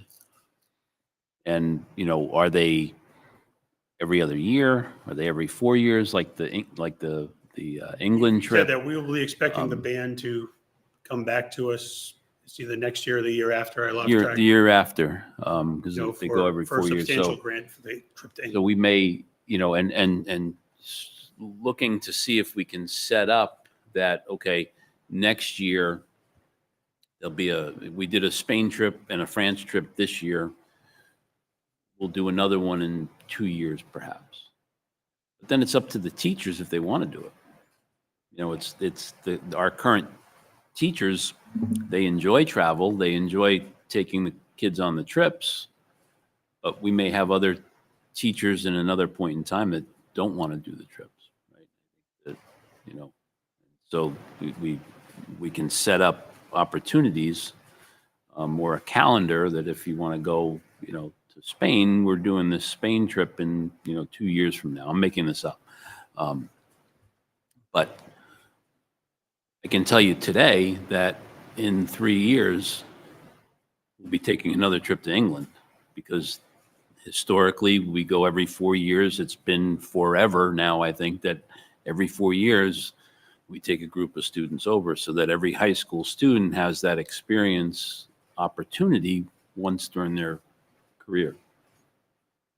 I think it's something we need to look at holistically as a committee and think, I like the idea from a parent's perspective too. If I have a kid coming into high school, as many of these one-off trips are for high school students, you know, knowing like, okay, you know, I'm going to have 2 kids in high school, so I definitely have the England trips planned, but knowing what else might be an opportunity, you know, maybe I wouldn't have sent my kid to Spain, which I didn't, because I knew there was Yellowstone next year, you know, so I think having a kind of map that's So equitable and, you know, not only appeals to the music kids, but the language kids and the, you know, as many populations it as is we a can. big, and I'll take it one step further. Prior school committee members had concerns about not only the trips, but all of the other opportunities and activities that we offer, and just sort of looking at that holistically, you know, as far as sports, how many of our kids, and it's a huge percentage of our kids, are coming off the sports fields and getting on stage. And so they're paying for band instruments and band lessons, but they're also paying a $650 athletic fee, plus that equipment and those things. So I think we need to take a longer look at what all of those things are that we're asking parents to pay for, because We can't do it all, but Right. we can do a lot, and FEFI's helps us do a lot more than most districts, so. Again, so from our perspective, obviously, we like to see new things come across the table. And the fear obviously is that the number of the dollars dispersed is based off of how well the trust performs on any given year. And so to speak to Dr. Blake, to kind of chisel out the amounts we're going to do automatically is a little scary to me personally, in terms of then it just really takes away what the new and innovative things can be. Again, we like to see new and innovative things come across as requests. For lack of a better term, is the process to apply for a grant so daunting that people don't undertake it? We look at some of these grant applications and they're 6-7 pages long and is it something that can be streamlined so that people who have an idea or want to try something different have the ability to do it? For lack of a better term, we see some of the grants are retreads. There, you know, it's pretty cut and dry when you're going to do your place-based activities. You just kind of change where you're going or what the year is, and it becomes a point and click. And that application, you know, year over year, we do get a lot of applications for the arts. Again, an outstanding arts program here. We love to support it, but again, I think they've just gotten very good at writing grants. And I just wonder if just thinking out there, people out there who have the ideas, the task is so daunting, they just don't want to undertake it. Are we missing out on that? That's just me. That was a personal thing. It wasn't a grant thing. All right, so in the effort of, No, I Go was just gonna, I called up the place-based grant for this year, which is 143,000, just to help complement Diana's question. And it's broken down, and the field trips are available to all of the students. $25,000 is for Doyon, 25 is for Winthrop, 60,000 is for the middle school for all grades. There's 18,000 for the high school for all grades, and then there's the 2,000 for the math teams trips. And then there is a 9,000. Excuse me. There's 13,000 for all of the art and music trips that are available to all of the students that are taking art and music. So I think we don't support these presently, and probably haven't for years, in the appropriated budget. So if any or part of these were to go away, the field trip experience would either have to be dramatically reduced or somehow, complemented some other way. So I think this is a great point, that this is the fine intersection between the programmatic expectations and the financial realities of, Ted, you raise a great point about looking for things that are new and innovative. But is it new and innovative every year, or is it something, because how long can that have a life to it? As opposed to this place-based learning that teachers can rely on. They know from one year to the next, it complements the curriculum, complements the school calendar, and there's some dependability there.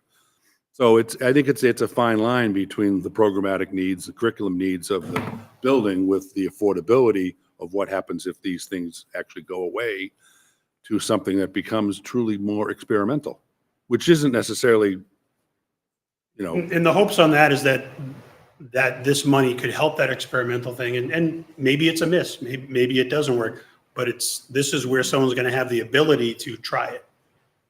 Maybe it hits, maybe it's something that catches on and it goes really well. Again, so that's kind of the spirit back into the trust, but we do know we've become a integral part of some of these programs. It's an interesting and fortunate problem to have, right? I mean, we have this Sure, there's districts wonderful that would love to funding have this source, but you know what? If I wrote a note to myself, look at the yearly asks and hypothetically add them all to the budget. Well, just in the numbers that we see here tonight for the recurring asks, the budget would be up over $400,000, right? Between place-based learning, well, maybe not quite 400,000, but place-based learning, PD, the boot camp. And we know what our budget ask was this year. Could it have sustained another $400,000 on top of that? But those are rich experiences that we're able to provide to our kids. So it's a wonderful problem to have. Along those lines, so thank you for presenting. This was terrific, and for the entire committee. Sorry if it was a little clunky, but No, it was No, it was wonderful. great. I- It was good. Looking back at the You last did couple of years, yourself. to your point, I really like how well-rounded this year is. Some of it is the applications, but some of it is what you've done across, I see academics, elementary, all the way through high school, the safety innovation, arts, and athletics. I think it's a nice mix that represents every single student that we have within the district, and that's particularly nice this year. So I think this is a great overall funding. Yeah. and Goal. thanks for all the folks who put in the applications. I mean, I know it's a chore. And obviously, thanks to the team that took the hours to do this. There's a lot of hours in a short period of window to kind of go through all these grants and to talk about them. It's a great working group in terms of conversation and ideas back and forth, and it's open. Yeah. It's a great group. And the Hey, can you- puppies. And the Yeah. puppies for providing this. Been our- I was going to ask, procedurally, are we voting individually? Do we vote all So together? I don't procedurally, remember from last year. what I was thinking, we would vote individually. We can't vote all together. Back up. So we have 11 grants before us. So the Yellowstone trip was not approved by the paying grant committee, so we take no action on that one. So that's 10. The Coral Robes, it seems like, if That moved if into the the Twig. requester is comfortable with moving that into the Twig realm, that drops us down to 9. 3 of which were fully funded. So maybe we go through those first because those seem potentially like the more straightforward ones. I shared with all of you in the school committee folder the final rubric breakdown that the Okay. paying grant did. It just has how much less we funded them, what the paying grant recommendation score was, and just the final amount we funded. Pete did kind of like the Olympics. We threw out the high, threw out the low, and came up with a median rubric score. Then I also shared the professional development grant proposal and the tech ed proposal, because I know those were the 2 ones that questions came about. So those are both in the folder as well. What folder did you put them in? In the school It's in the student rep. Was it in the student rep cool. one? That's all right. Sorry. We have access to Older. that. or I But that's can look it okay. over. We probably have access Oh, to there it. it is. So the 3 grants that were fully, Thank you, not Charlie. fully funded, because they're not funded until we vote on them, but fully recommended by the Payne Grant Committee were the Bringing Art to Life one from our Director of Fine Arts, Integrating Digital Production for Enhanced Learning, that digital protection system. So what's the feeling of the committee on that grant? I feel like, is that a good strategy to vote for the ones that were fully funded as a start? Is it possible to, you're gonna stay here for the vote? I'll do whatever you need me to Is it do. possible to pull those up when we're talking Um, about them? That would be helpful. Yes, if you would.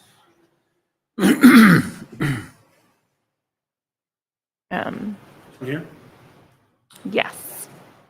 And we did speak to the proposer, and because it's obviously what it is, a digital projection system, there really was nothing that could be pulled out of it Right. for a reduction in this. Right. I just closed my notes.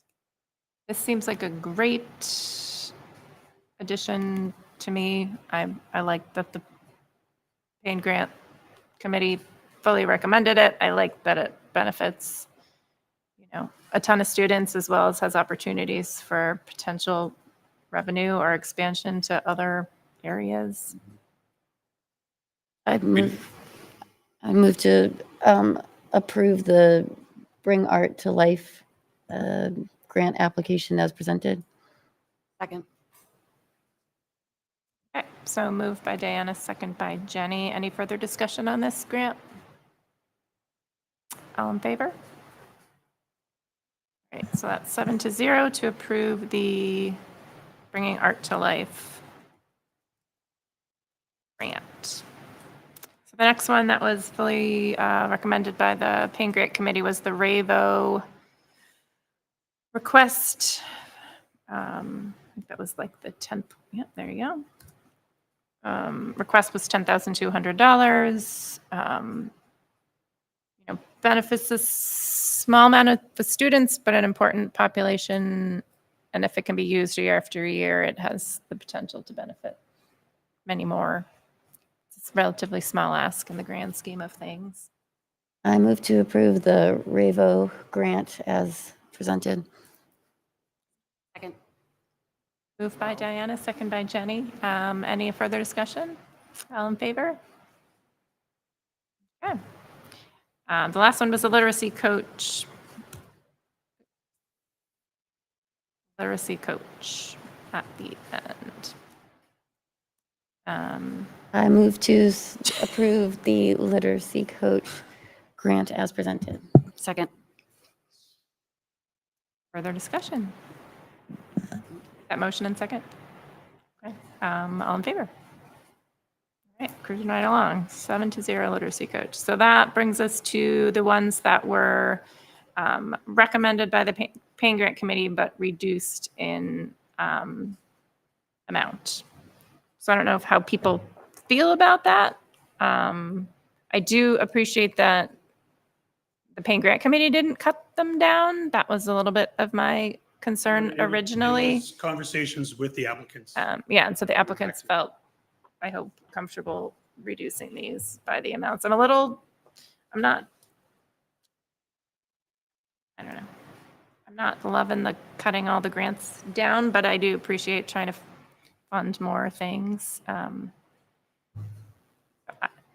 I'll just be honest, I do not support funding for the building at the Jack Welch Stadium. That might be unpopular, but I'll just say it. I think we funded a lot of that over the years. It's not that I don't think it's a valuable project. I just don't think it should be fully funded through the Payne grants. That's just my feeling. I think there should be, I don't know. That's just my feeling. Yeah, and it's a little slippery too. I mean, that we've had a lot of discussions this year about the impact of paying grants in a timely manner for those kids in that following year, or if it's 2-year, that this thing has sort of an open end to it, it makes me a little uncomfortable with it being used. The project itself, I think, is wonderful, and I'd love to get it on funded in a different way, but I'm not 100% sure this, for me at least, kind of fits within the spirit of Payne. And I hate to say that, but Yeah.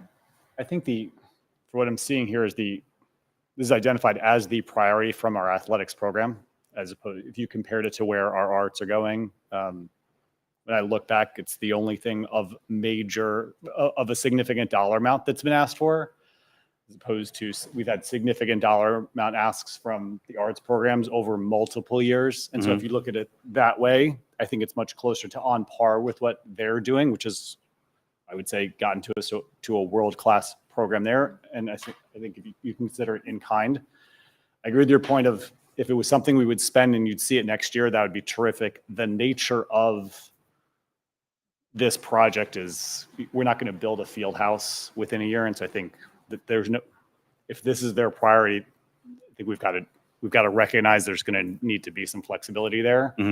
I agree. I would love to know that of that 170, we're going to spend 100 on architectural and then this on electrical, and that'll be done this year. And then we would know exactly what that plan is. I recognize that's not totally realistic. And so I share that feeling, but knowing that this is really this is the only path forward with it, I think it does make sense to fund, especially because it needs to be done incrementally, which will be over multiple years for a project of this size. I guess I just don't agree that this is the only path forward. I don't know. I think there could be. I'm sorry. I just don't agree that this is the only path forward to fund something like this. I feel like it could be, I don't know, corporate sponsor, fundraising, private donor, matched. I think that's fair, That's but just my you feeling. also could say the same about the instruments or the digital background equipment. Yeah. Right. I think so again, I agree. I think that as the priority coming from the athletics department, this is where they're looking to spend that. I've got to take some, give them some credit for that. Sorry. No, not at all. Sorry. Go ahead. This is probably the first, perfectly honest, athletics request I've seen in 3 years. Yeah. Of any kind. Mhm. I don't know why that is, but of any kind. I don't know. And maybe it's the chore of getting these grants off the ground. Yeah, no, I think there's some validity to that. I think that there hasn't been any Payne grant requests for the building project in several years, but in part because the previous Payne grant committee said no more, that they wouldn't support it anymore. I haven't seen But the other piece, though, too, is that fortunately, Ipswich has the Ipswich Education Foundation, which in the past has funded quite a bit of things for the athletic program. Not necessarily in recent years, I want to be clear about that, but in prior years when they were doing the golf tournament every year, there were scoreboards and different equipment, basketball return equipment and all sorts of things that were purchased. So it never came through this program, but did go through the IEF, who had a significant athletic silo, if you will. And now they also have the sustainability, which funds a lot of projects. They have the strings program. It was through them that the Stephen King Heritage Collection to the music program was added. All that came through IEF and IEF donations. We could also point out that in 2020, when Sean Fitzgerald first came to the Payne Grant Committee with the now basketball court and outdoor learning space with the tables, that took a long time. He had to come back for more. And it is absolutely an enhancement of outdoor space related Yep. to educational Sure. Those programming courts are and used recreational all the time now. programming and athletic programming. And I think as far as a a path forward. I think this committee has put a lot of time into shrinking down this project and looking for the path forward. We have now an architect that's doing this pro bono that scaled down a very, very expensive project. And they've come up with a number that they're asking for so that they can then seek other avenues of donations. And I think this would get them over a hurdle. And this isn't just for a football team. This is lacrosse, this is soccer, this is outside organizations that when they come and use a turf field need space for a team room. And right now we have teams that during halftime sit in the grass. This would help complete a project for the future that multiple students would benefit from. And it's the phasing of a project that never got finished, and they're trying to complete it piece by piece. And this money would get them over a big hurdle. It's helpful to understand it Haley? Yeah. because it's such a big project.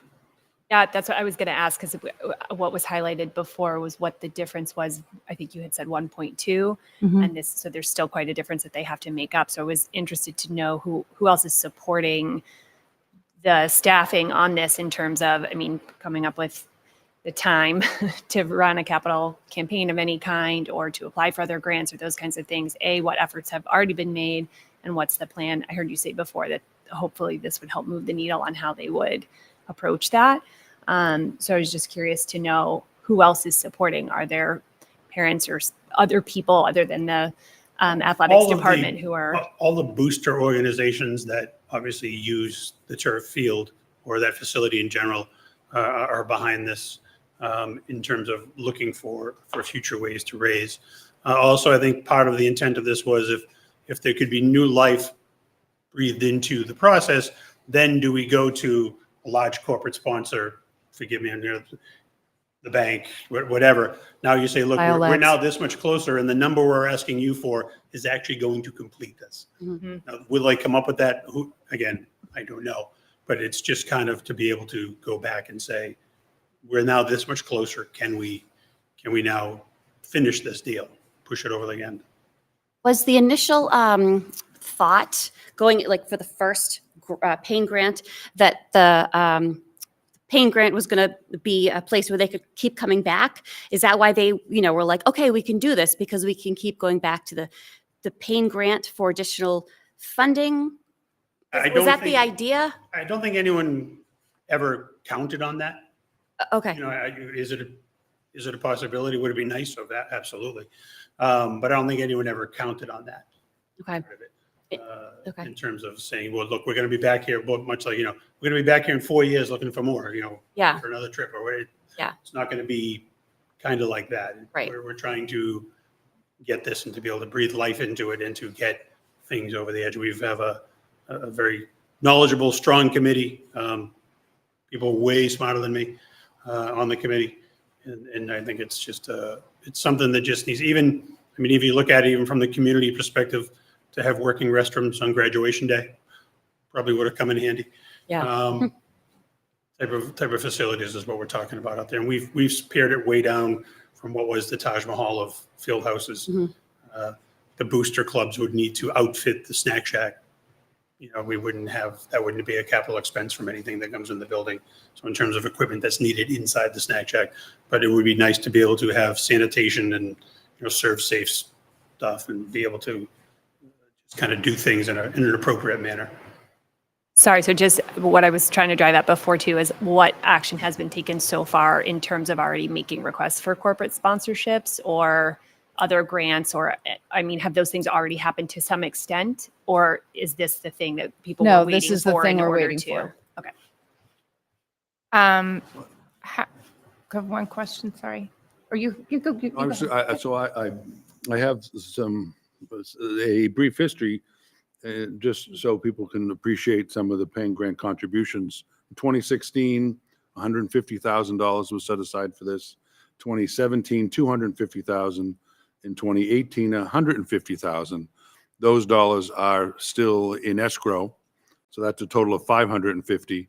If we were to complement this with 140, that would bring it to 690, and just shy of 1.1 million, or just over 1.1 million is the estimated cost.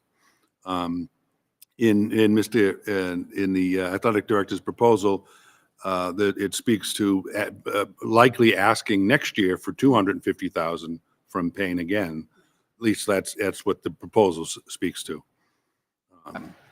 So the thought is that they would come back one more year for an additional 250? Again, that's what the proposal, speaks to. So that's just a little brief history there. Obviously, phase one, as Dr.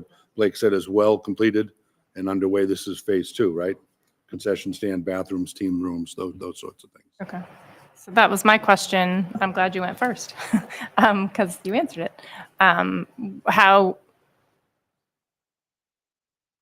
How confident are we that this is the last ask from the Payne Grant Committee for this building? So we're not confident this is the last ask. I couldn't predict that. Well, it sounds like it's likely to come back next year for an additional 250. That's what the proposal says. Okay. I don't know if the Payne grant would fund that though. Having just funded pretty much the same thing last year, I think they might look at They the, funded okay, it well, 3 you years already- before. Right. So most of the people on Payne grant this year weren't, I don't think anybody served I bet during when No. that was funded. Even the last contribution to this was what, 2018? 2018, right. And I think that's what Dr. Blake was referring to, that previous Payne grant committees, or the previous committee had sort of it appears they had put a halt on that. I think perhaps, Did the and current- maybe this is, oh, I'm sorry. Sorry. Did the current committee have those numbers when they were considering Those were, this They were in the decision? proposal that Mr. Gallagher provided, yes. Okay. we didn't know that they were going to ask next year for an additional, I don't think that was discussed. It's in the proposal. We know it was a It was in the potential. application. In the application. Obviously, the intent would be hopefully to find other sourcing as we go through this. But just a question of, are you able to be a viable appeal to another corporate vendor, corporate sponsor? Maybe this is where you're going, but maybe that's we would not fund next year. We could signal we would not fund next year, but I think there's an important aspect of what you're bringing up is the funding this year gets them over a specific hurdle to allow to go to outside funding, which would eliminate the need to ask for future funding from the schools. That's a big differentiator for me. And so if this does that. It is, but that's not consistent with what was on the application. No, I know. So I'm it's- saying it's- we could accept this. I mean, we can't communicate- decide what we're going to We be have- next year. We have Right. several know who things will that be on come the forward committee where or they who- plan on coming back next year. Doesn't mean it gets funded from the Right. Payne Grant Committee. Right. The other thing that Charlie brought up earlier about the capital, I wonder if this isn't something that we can add Great idea. in a capital plan and bring it to the floor of town meeting. We had lots of discussion about,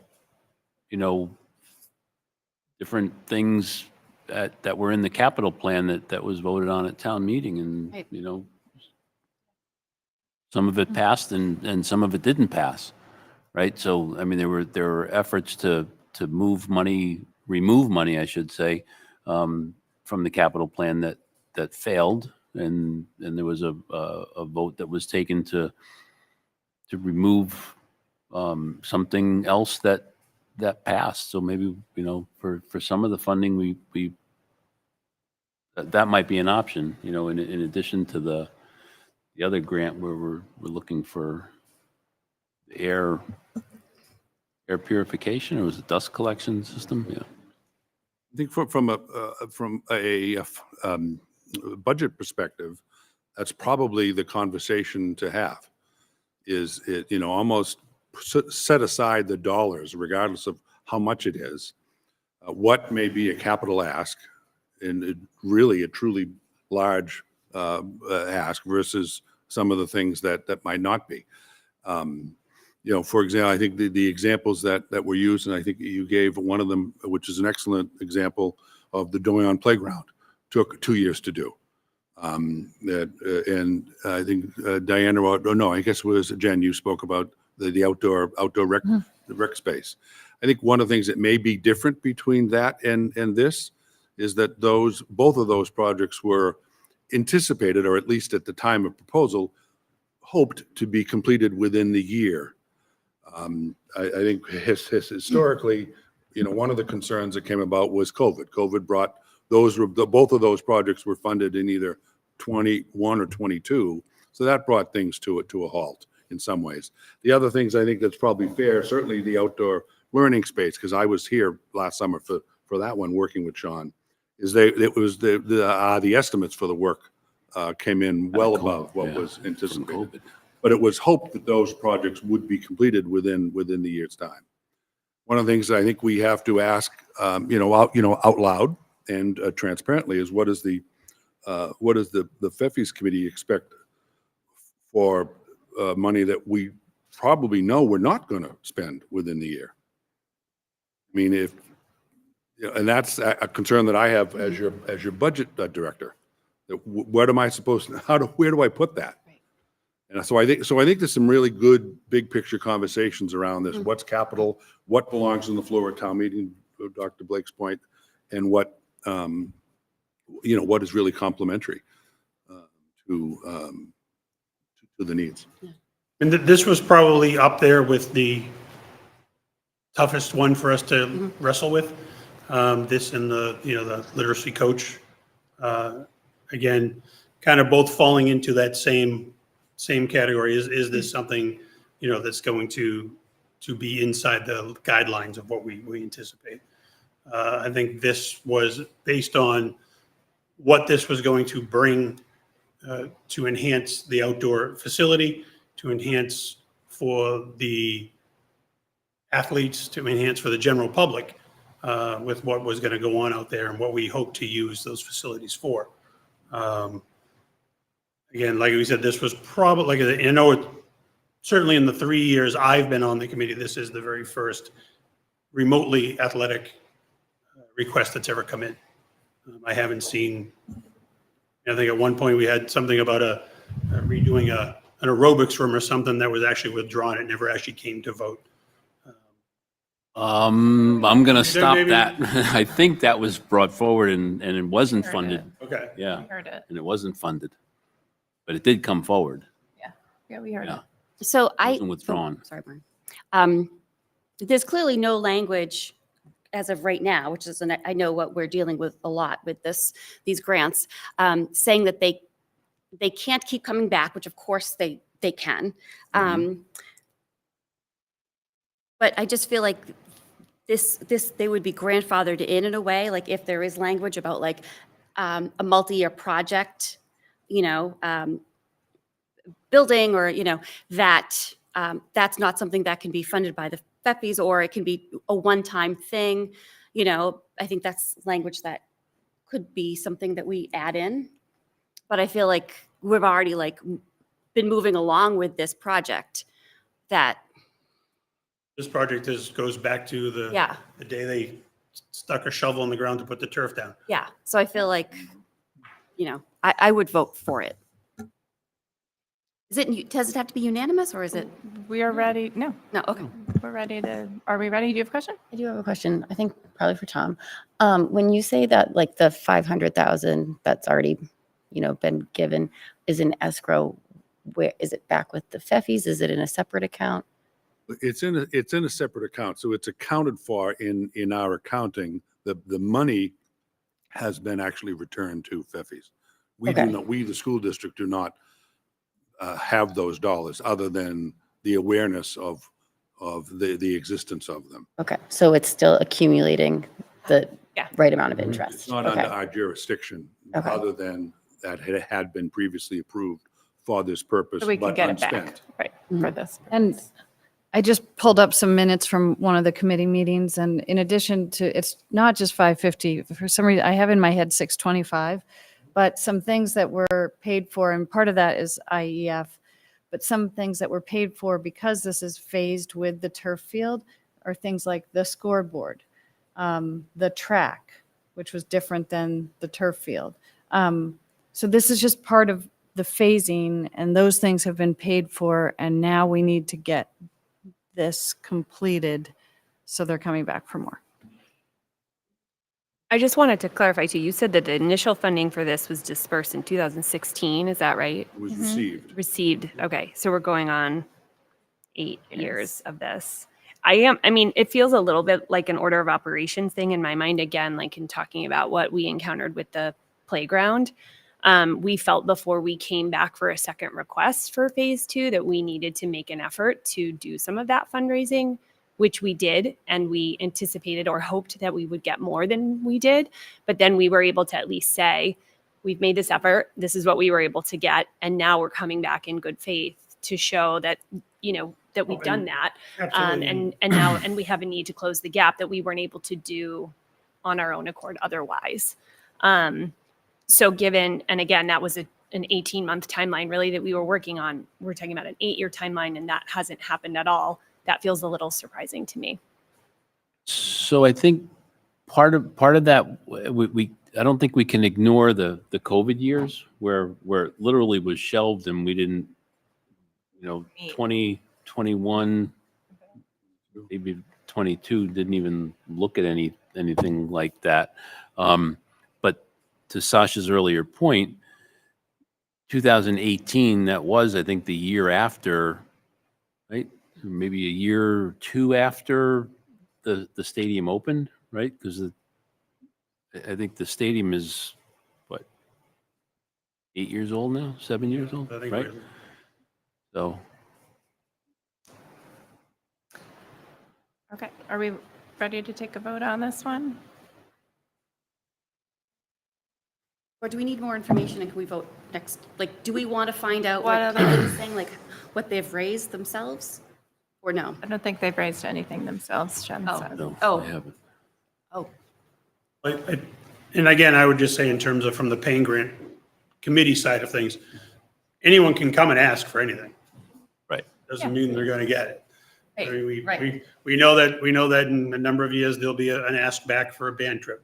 It comes every 4 years. And it's going to depend on what's available on that given year and the temperature of the group and whatever else goes on. A lot of times things are presumptive, but it doesn't always work out that way. Anyone like to make a motion? I'll move that we. Get the right grant up on the screen. Yeah, the right. It's number 3. Next one. It's number 3. I don't know if it's slide 3, but it's the third one you presented. Or maybe it's the second one you presented. I move that we support the building at Jack Welch Stadium grant as submitted. I'm sorry, I didn't hear you. May love you to repeat repeat your. I move that we approve the building at Jack Welch Stadium grant as submitted. That's $250,000. I think we need to For have the- the amount in the. For the amount approved by the committee of $140,000. Second. Okay, so motion by Sasha, second by Jenny. Any further discussion? Another procedural question, I guess, about the money. If, let's say, 3 years, some amount of years go by, and then we never hit that 1.2 or whatever it comes to, like, do we have a process to then, that 500,000 or maybe soon to be 600,000, how do we get that back? I think that's a discussion for this summer. That's part of that bigger discussion of what happens with return funds. And we need a better, firmer policy in place that we can talk about this this summer. And the FEFI, whoever we put on the FEFI policy working group is, we're going to have like timelines of deliverables and we're going to refine this policy. But I don't think we're going to, it's just not going to be applicable to this grant. To this round. And, because we Kind of like, have the we're policy in we it. have. But it's not gone. I mean, it's Yeah. money that, we can get it back. I mean, if something never gets built, I don't think it's going to forever be earmarked for that project. It would, I imagine we'd have to return it to the I don't know. They actually have it, don't they? The They have the money, yeah. currently possess the money. And I think a perfect example is last summer for the other funding, the remaining funding that was needed for the outdoor recreation space.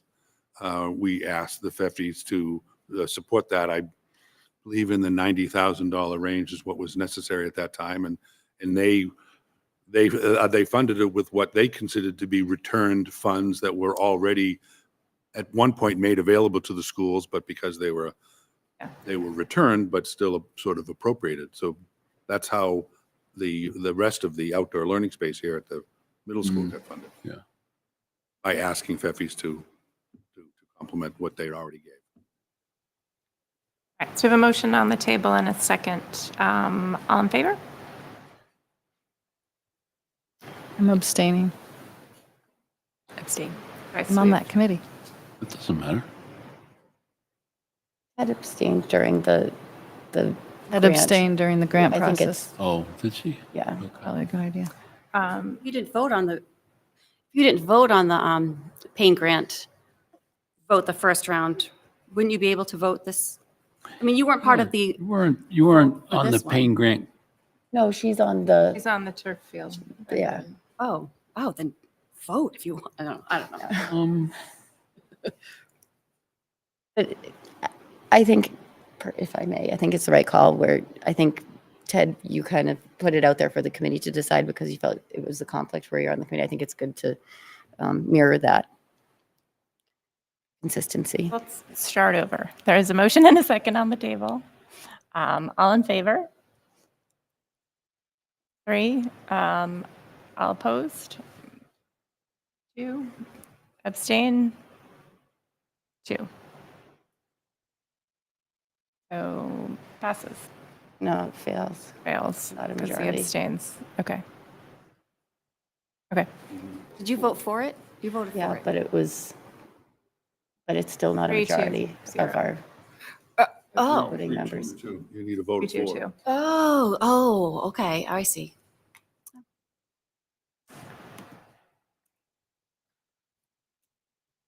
Okay, so we have the instrumental impact elevating performance of the band program. All right, Kate, just before you move it, I think funding aside, there's clearly support about how we might move forward. I think there's further conversations. I love the suggestion about, additional funding options. So we'll pick that up at future meetings outside of the context of this. Before it loses, it flees my head, the 500 or whatever the number is that's already been appropriated, could that be used in conjunction with the capital expense? So in other words, capital would need to cover the difference? Yeah, so this is one thing that we've talked about at the committee. Because it's a building that's on school property, we need, there are parameters around what these funds versus capital funds can pay for. Because with school district funds, it would be capital funds. You would have to look at prevailing wage and things like that. So I think part of the thinking was that any of the FEFI's money raised would buy materials. Mhm. Right? Jen, am I? Yeah, I believe the Isn't that what thought we was talked that about? we could buy materials outright with FEFI's funds. Yeah. And Not the capital would pay labor. Right. Permitting, that kind of thing.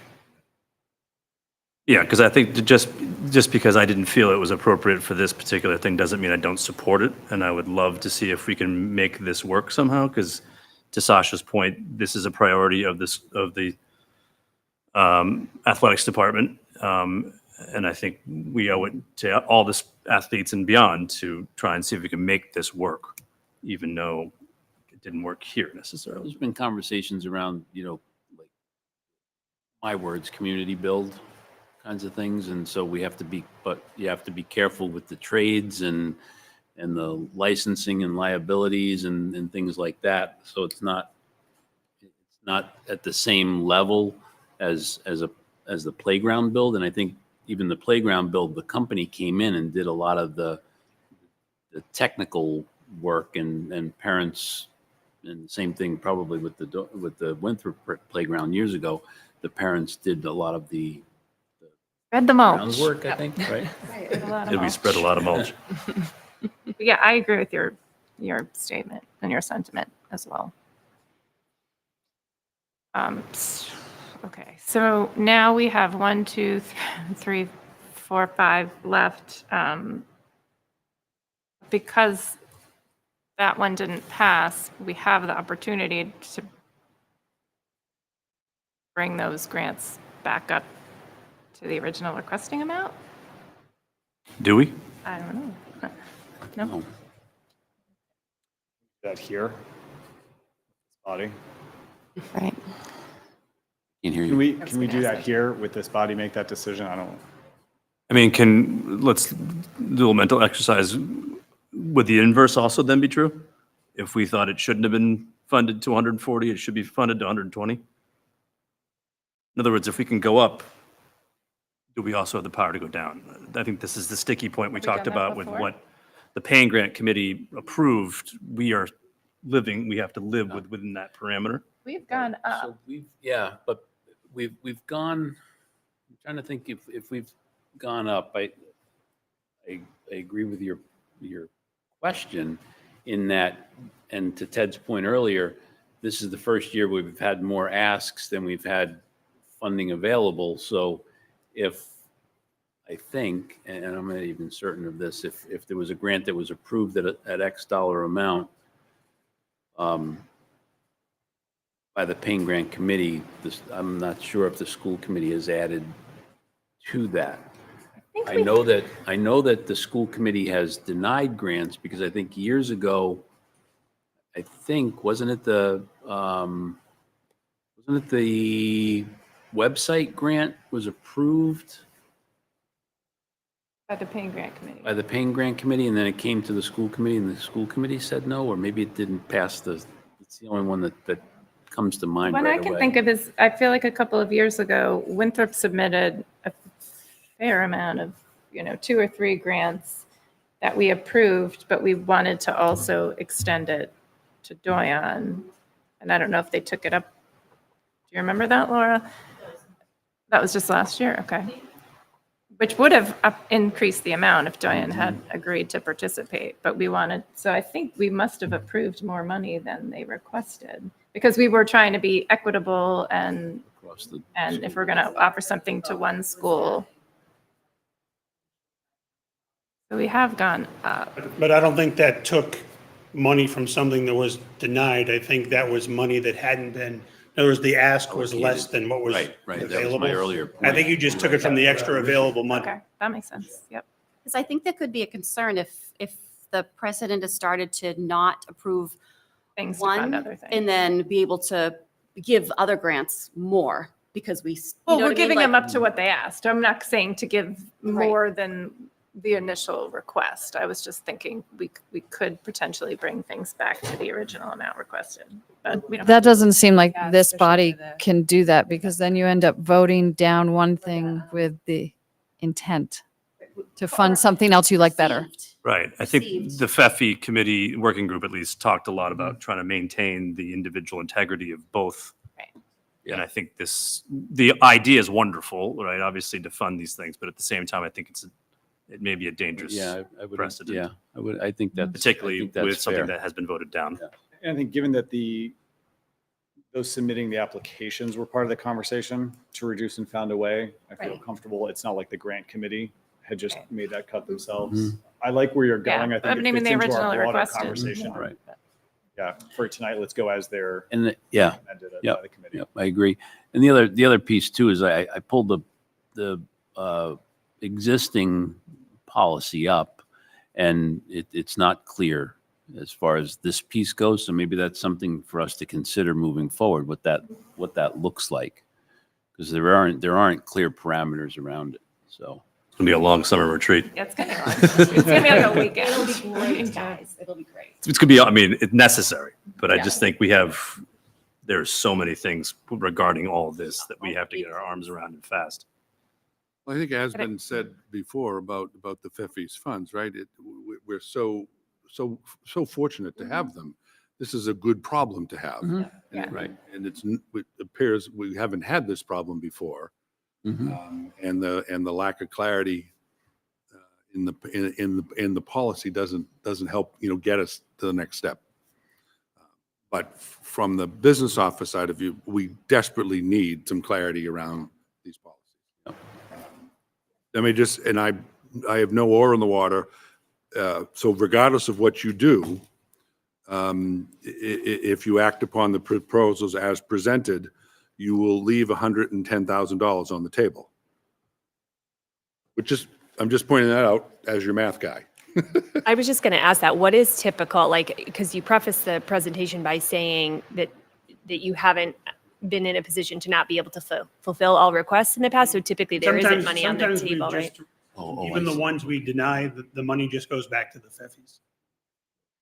It's my understanding There that is money on the that the table. 140 would just be returned to the FEFIs to be reinvested and be part of next year's disbursement.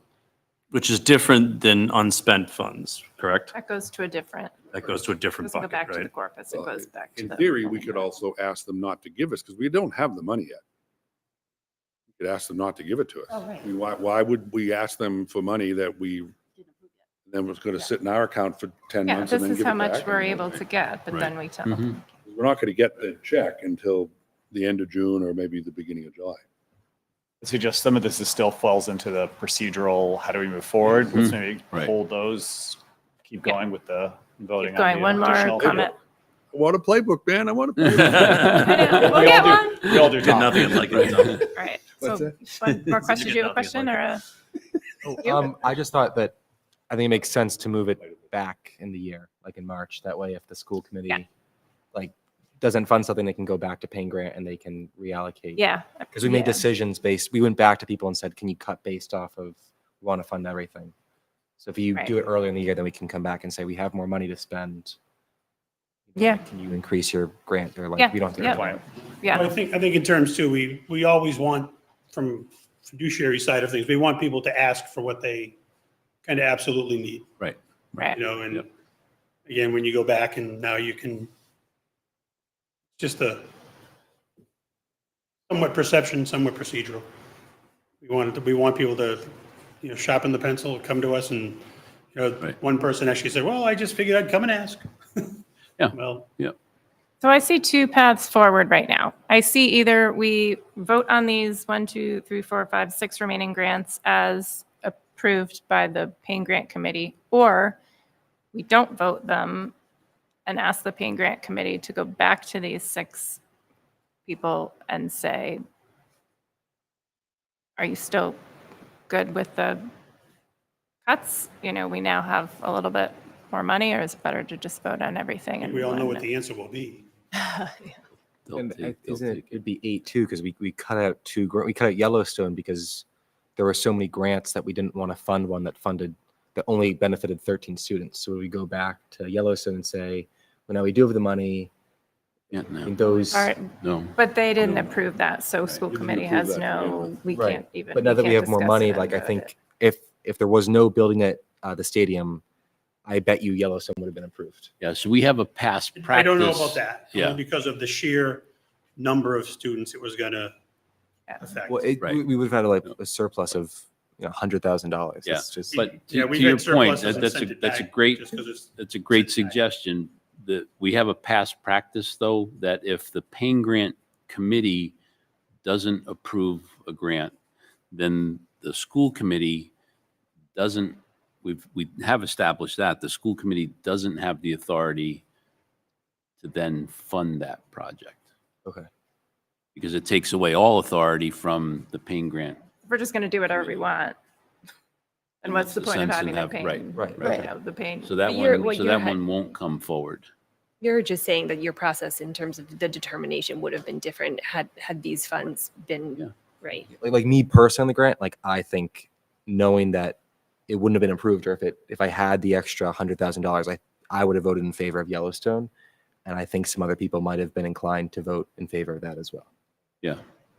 Well, I also think too, where there was a safety concern about the I forget which one it was, Hood. sorry, but yeah, so if we're talking about something like that, that would have been addressed probably differently than some of the others where they could have trimmed costs in other ways where safety wouldn't be in question. So that feels like something So that, if I can make a suggestion, I think that at this point, given the discussion, and given this is the first year, to Ted's point, that we've had more asks than we had funding available, I think there's a lot of lessons learned here in terms of what work needs to be done moving forward to take all of these different pieces into consideration. Can I suggest that we approve the grants? Well, take that back. Can I suggest that we vote on each of the grants that are left with the amount that had been approved by the Payne Grant Committee? And so then I'm not these excess convinced that there's funds not would other go- ones in there that may not have support. I don't know. So So then these excess funds would go back to the FEFIs. back to the FEFIs, yeah. Right, but Well, and Wouldn't get yeah, dispersed. so I'm going to muddy the waters a little bit more. Sorry. In that, when the Payne Grant, when the FEFIs give us the overall amount, right? The school committee made a determination to separate that 75-25, right? 75% to Payne grants, Right. 25%. And so if there's excess funds, I don't know that, I haven't seen all the twig grants and what the outcome of that was, that I have it in my mind. But if because that's 2 cycles, so there may be there's a potential that in the spring, there could be an over ask, or in the fall, an over ask of the Payne grant, of the twig grants. I don't know that that'll happen, but it's a possibility. But the overall amount is, I mean, with that being said, would the twig grants that were then declined get reconsidered as well, or? Once they're voted on, but it's the next, Mhm. could affect The the next the cy- fall the next cycle cycle. of twig. right, because there's 2 rounds, cycles right? to that, as opposed to the 1 cycle of the Aren't we Payne grants. then, well, it's for you guys to decide. Yeah, yeah. Right. That's why I said I was muddying the waters. Like, Back in here. but So, yeah. we don't have the chair of the Payne Grant Committee here, but I think what you were asking, Charlie, is like, could you, within your authority, go back and say, well, could we redistribute this money? And we just don't have a precedent for that. I mean, I think once once votes are taken, they're typically, well, I don't even know how long. When do this? Because I mean, this grant is what, from like 16 something, isn't it? How long has the school committee been 16, overseeing the allocation of funds? allocation of FEFI funds. I mean, just since the sale, so since the first Payne committee got 2012-ish, What happened 2011. before 2011, 2012? Oh, you got to go back and read the that- history. that- Wall Street Journal did a It was lot. for this. It was a whole, There's a whole lawsuit on that. It really is. Oh, yeah, there's, Yeah. yeah. Wasn't So a lot. it's only since the sale of Little Neck that the new FEFIs got established that we've really been getting these consistent distributions, increasing distributions for about 12 years or so. Yeah.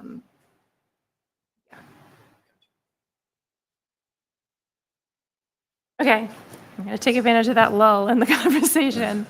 So people are okay with that, to take votes on the remaining Yes. grants. All right, so let's vote on the instrumental impact elevating performance of the band program. Oh, it's already up.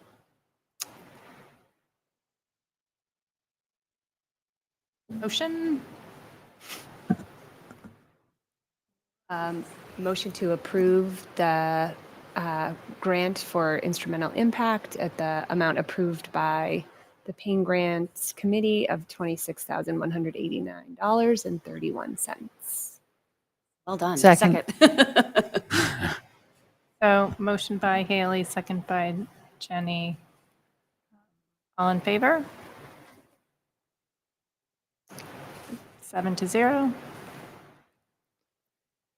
Professional development. I move that we approve the grant for professional development for the amount approved by the committee of $130,440. Second. By Sasha, second by Kate. All in favor? 7-0. Enhancing safety and innovation with 21st century workspace. So this was the tech ed wing. I mean, this is the only one that I would potentially suggest we don't vote on tonight, just because of the, I'm hesitant about the air purification system. I mean, we have a set capital plan for next year. We put it on a capital plan for the following year. It's too little, too late. So I don't know. I'm not.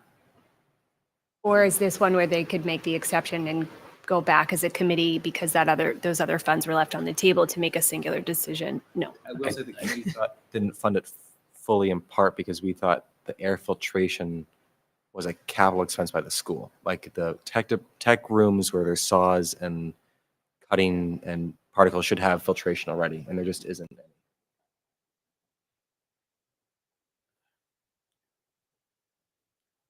I don't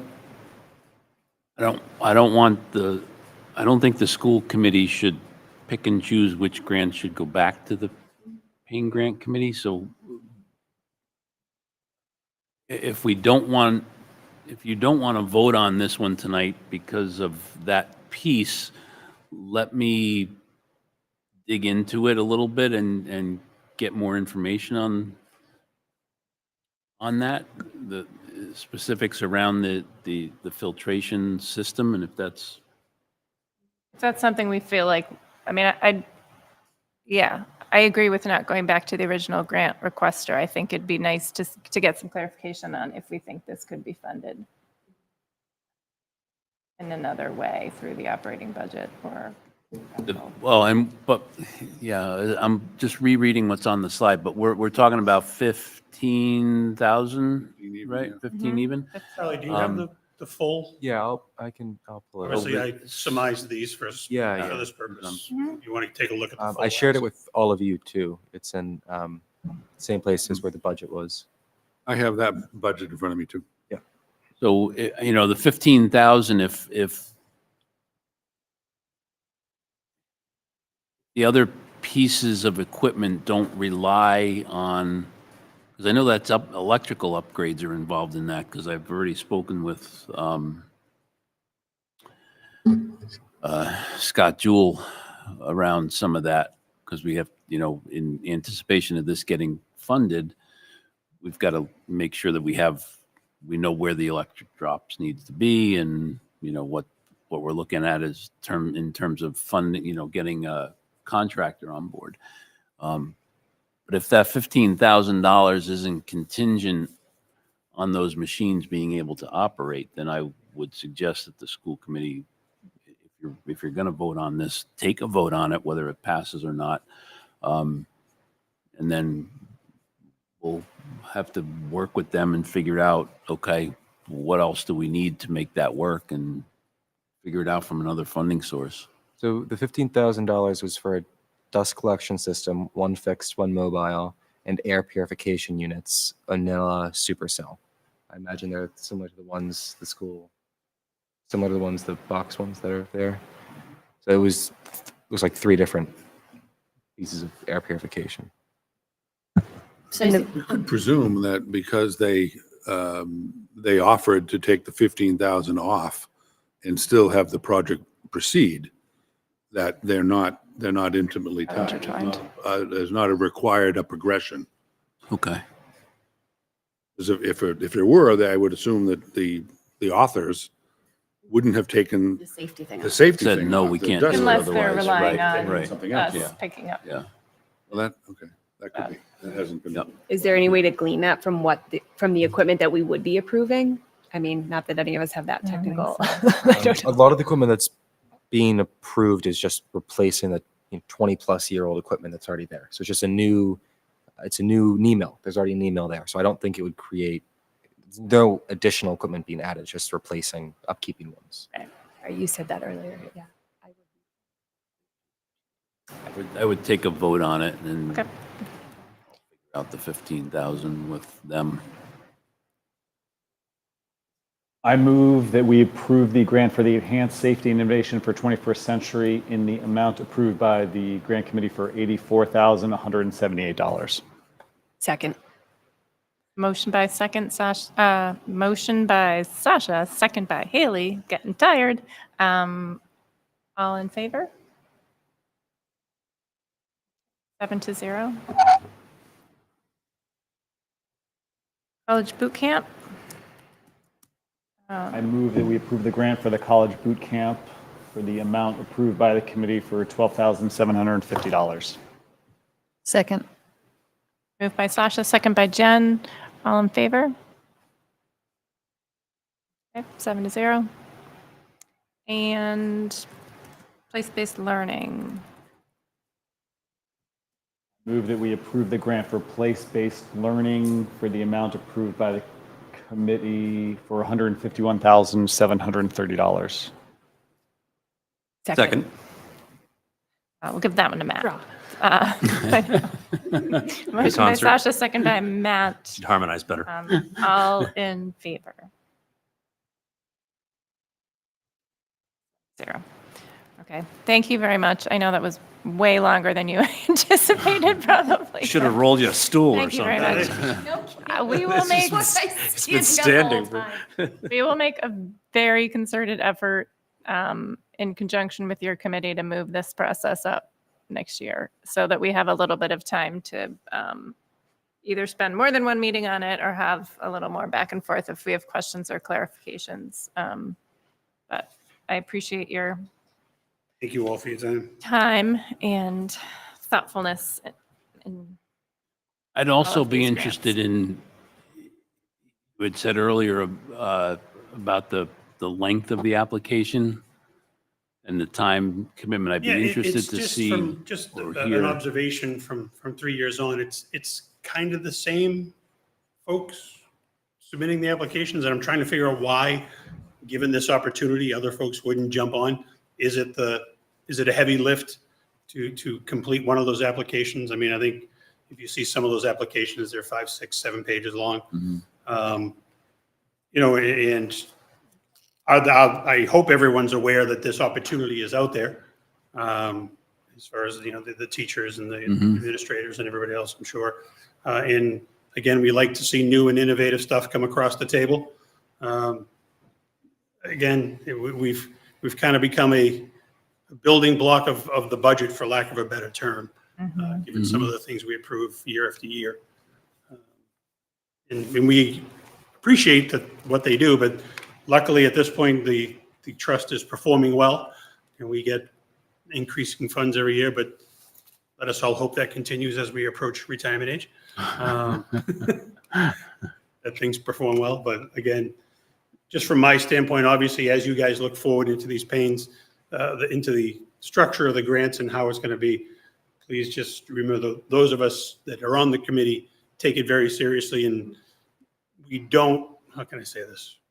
We don't want to be at a point where our decisions or anything else can be undermined or taken aback or anything else. It's kind of, there's a lot of hours put into this on our part, and Understood. Thanks for all your work. Yeah. All right. Thank you very much. All Thank right. you. Ed, is that your water bottle there? yes. All right, so we did. Still on track, on time? Yeah, we're all right. If you don't know, you do not have to stay to the bitter end because we are aware it's a school night, but you're welcome to. Okay.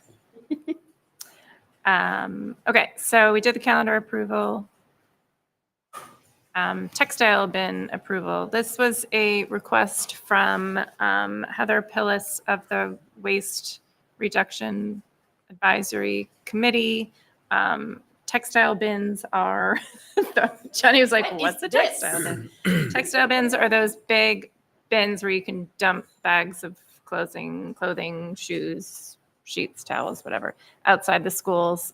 So Doyon, I believe, currently has 2 bins. Winthrop has 2. Actually, all schools have 2 bins.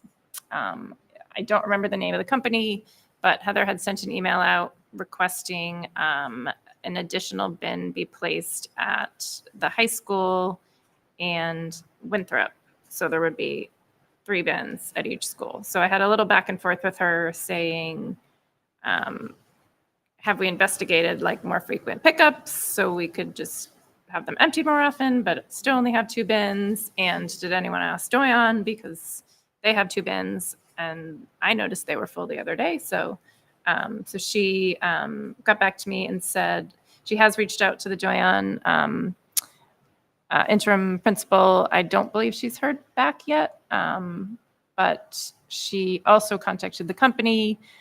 They do pick up pretty frequently.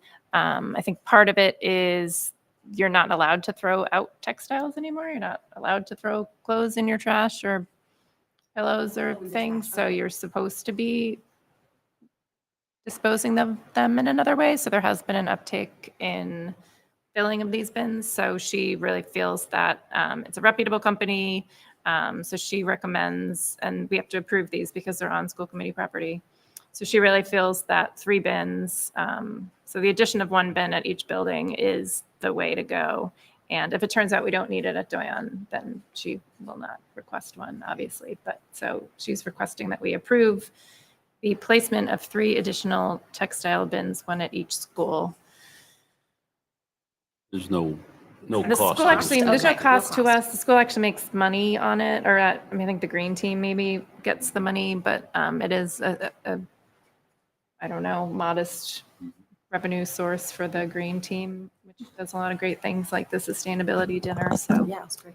Given how tight Winthrop is there any concern about parking or anything? They have that, but it's kind of on the Where's the other sidewalk? side. As you're pulling out of Winthrop, it's those 2 yellow bins on the right. So Oh, I okay. haven't been Yeah. there at drop off There's no- for a long yeah, time, but they're I out of don't the- they're think not in the Oh, driveway. cars. Right. It's kind of off the beaten track.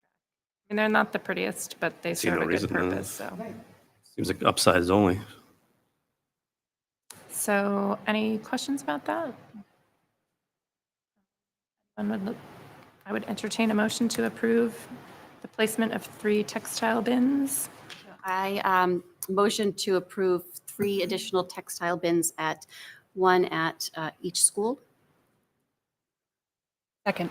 All right, so moved by Jenny, second by Haley. All in favor? All right, thank you. 7-0. I will send her an email tomorrow and she'll get on it. Okay, deep breaths. Superintendent evaluation. It's late. So I wanted to just go over the superintendent evaluation, the process a little bit. Each school committee member fills out an individual evaluation annually of our superintendent. We use the Department of Elementary and Secondary Education end of cycle report. So basically, we are providing rating, Dr. Blake on his goals, and provide feedback in various areas related to his goals. So this year, Dr. Blake had 5 goals, which he developed in conjunction with all of us back in the fall, or most of us, not Haley, back in the fall, which are posted publicly on the district website and have been all year.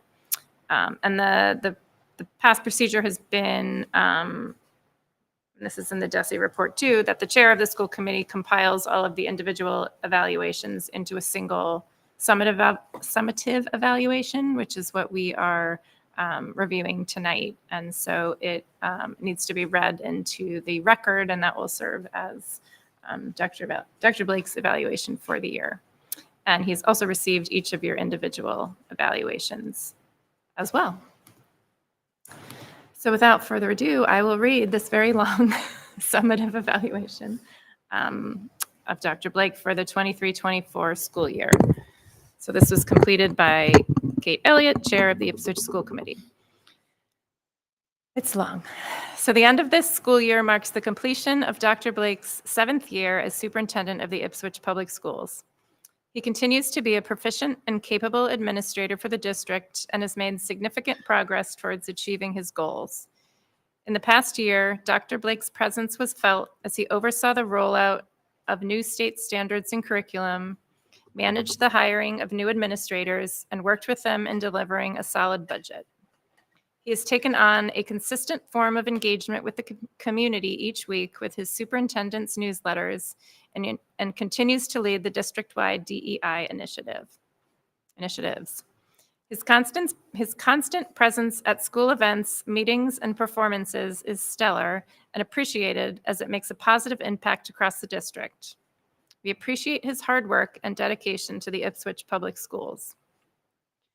The role of the superintendent carries the weight of endless responsibility. It continues to be a challenging environment in education with behavioral and academic ramifications from the COVID-19 pandemic still present. We can sympathize that it must be frustrating to have families and community members regularly expressing their frustrations or unrealistic expectations of the superintendent role. Some general comments received in evaluations from school committee members included comments that Dr. Blake has trouble controlling his emotions at times during committee meetings, and while it is understandable, his effectiveness as a district leader may be dulled in these moments. Several committee members also reported that Dr. Blake has a bias against certain groups and parents in the community or certain schools in the district, which may impact community relationships or the work environment. 2 committee members felt Dr. Blake was not always respectful of school committee members. While these comments do not reflect the opinion of all committee members, I have decided as chair to make this a topic of discussion at our upcoming summer retreat. I feel it is important that the school committee and superintendent have a strong working relationship, so we will put some effort towards discussing and resolving these concerns and strengthening our relationship so we can continue to serve our students, staff, and community in the best way possible. So the first goal was around instructional leadership and curriculum. So the goal was to work with the Comprehensive Health and Physical Education Compass Committee to unpack standards that are being rolled out by the Department of Elementary and Secondary Education. Dr. Blake successfully met his goal of unpacking the new comprehensive health and PE standards as set out by the Department of Elementary and Secondary Education for the district this year. This work included monthly meetings and a full-day workshop with the Health and PE Compass team, including counselors, health teachers, PE teachers, and a school nurse. Perhaps the largest accomplishment of this goal was the organizing of the spreadsheet that spans by grade level to prepare each department and grade level for future integration and implementation of the standards. The spreadsheet defines where we are currently meeting the standards and also identifies gaps where curriculum needs to be developed. One member expressed concerns that we didn't get to see the entire spreadsheet and the progress wasn't specifically discussed at a school committee meeting. Based on Dr. Blake's report and evidence provided, this process seems to be on track and progressing smoothly per the district's curriculum review cycle. 6 of 7 members rated Dr. Blake as proficient for this goal. The second goal was around management and operations, specifically environment. So this goal was to ensure the successful integration of new administrators into the Ipswich Public Schools and facilitate cohesion between administrators and staff. We had multiple new administrators this school year, including 2 new assistant principals at the elementary schools, a new principal at the Paul F. Doyon School, and a new middle school principal. The assistant principals were important additions to the elementary schools, and since these are new positions, Dr. Blake has been working with the principals and the rest of the admin team to integrate and fine-tune the responsibilities and expectations of these positions. The new assistant principals have been positive additions to the buildings, have acclimated well, and are becoming trusted members of the school communities to families and staff alike. These positions have taken on essential duties and seem to have alleviated some pressure in the 2 buildings by offloading the principals and allowing them to be the educational leaders for their schools. It became evident in the spring that the new principal at the Paul F. Doyon School was not going to be successful in our district. Dr. Blake handled it swiftly and appropriately and communicated as much as possible to both the school committee and to the wider community. The middle school principal has had a successful year and has integrated into the district well. Some committee members expressed concerns about how Dr. Blake hears and perceives staff and family input from the communities at the two elementary schools. Given the high level of administrator turnover at the elementary schools in recent years, administrator and staff relationships in both schools will need to be rehabilitated and nurtured in the upcoming school year and in years to come. While the majority of committee members rated Dr. Blake as proficient for this goal, others gave a rating of needs improvement. A suggestion was made to revisit our screening process and hiring system for administrators to allow the district to take a deeper look at candidates that will hopefully result in hiring candidates who will be with the district long-term. The third goal is around fiscal systems. And the goal was, given the fiscal cliff in anticipated and potential unanticipated expenses, build and defend a fiscally sound budget. The FY25 budget was successfully built and delivered on schedule and on track to make override funds last for 5 years. Dr. Blake worked closely with the Director of Finance and Operations, building administrators, and the school committee budget subcommittee during the process. During budget subcommittee meetings, we had rich discussions about the direction of the district and ideas for how to implement changes to improve long-term financial stability for the district. We recognize the challenge of building a budget that is sustainable and still meets the needs of students. Dr. Blake was receptive to feedback from the school committee on his initial budget presentation, and we were able to further reduce the budget 0.7% before being adopted by the school committee. The final budget achieved unanimous support from other town boards and overwhelming support from town meeting. Dr. Blake achieved a rating of proficient for this goal. The fourth goal was around family and community engagement. And the goal was to continue to improve ongoing communication with the educational community around important issues. Dr. Blake has continued to provide timely and informative updates to the educational community through his weekly newsletter that many have come to expect on Friday afternoons. The ability to translate it into different languages for non-English speaking families makes it an even more inclusive communication tool. He also keeps the school community informed via emails and his updates at school committee meetings. Dr. Blake is a regular attendee at most school events and has made himself accessible throughout the school year to meet with community stakeholders on different topics, including athletics and safety and security. One committee member reported that Dr. Blake is biased in his treatment of parents who raise concerns.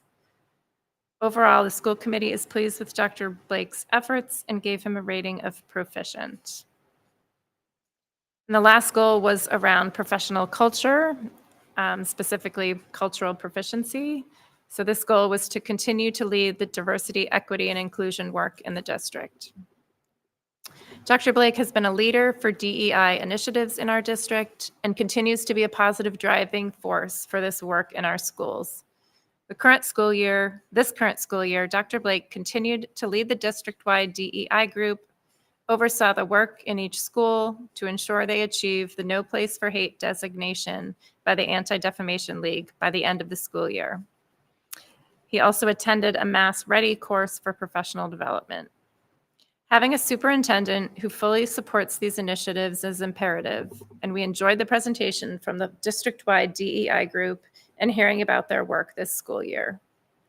There were a couple of comments in the evaluations related to wishing there was more specific evidence of actions taken and results achieved.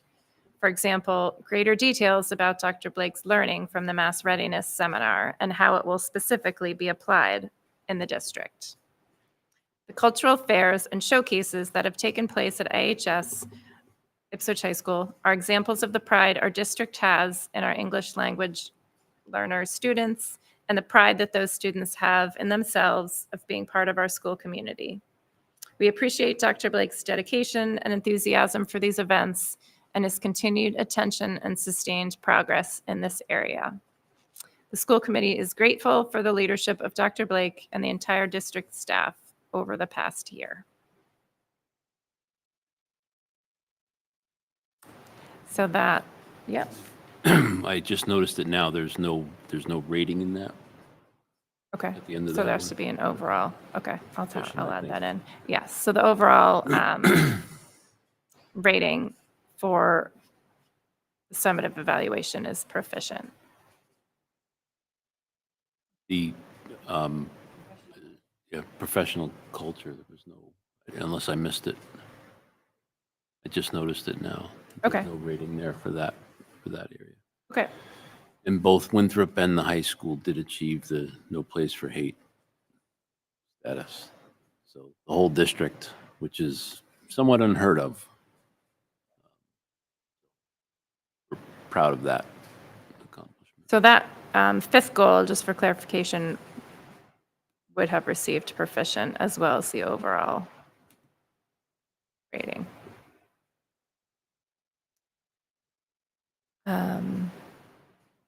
Okay. Any questions or discussion about that? Thank you. Well, thank you for your year.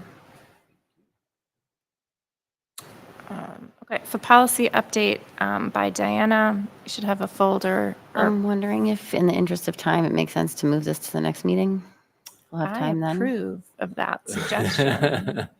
Okay, we'll move this policy Okay, so we're updates gonna- to the next We're going to table that till the next meeting? meeting. Yep. Yep. Let's give a thank you. shout out though for getting it done. Yes. Holy that's- moly, there's a lot in there. Yeah. You're not meeting again, so it No. won't be like a No. double. No, next no, no. Diana time. was Did you positively follow that? effervescent after the whole. We have accomplished the goal for the cycle of completing the review of all the policies in this yes. cycle, so. We're gonna put you year. on the FEPI policy only next year. It's the only policy we're gonna do. Sluggish. All right. Well, that saved a little bit of time. Thank you. All right. So I just wanted to discuss briefly summer meeting schedule. We had to wait until we had a full board again, but essentially we don't meet much in the summer, but we meet a little. So typically we have a retreat that is typically 3 hours, but I don't know. We'll see. We might have to get them by 2 meals instead of one, and a 5-hour retreat based on what we discussed tonight. So maybe it might be easier to set. So typically we have a retreat sort of end of July or beginning of August, where we have to abide by the open meeting law, but it's not a typical format meeting. We typically meet off-site, have a meal, and sort of have an agenda that digs a little bit deeper into, a couple issues that are need to dig into. So, and then we also typically have a meeting the third or fourth week in August before school starts.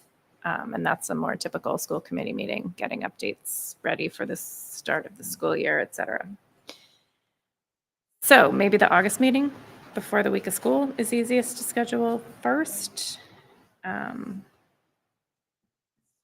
School starts the 28th of August. Do we typically meet the week before on the 19th? Not on the 19th, but that week? The week before would be the 22nd, Right. or we can meet the 15th. Has to be a Thursday. It's a school committee meeting, so typically is. Yeah, But typically. there's no real, Oh, right. is anyone? 22nd works for me. 15th 22nd. might be a little tighter, but Does anyone not, does the 22nd not work for anyone?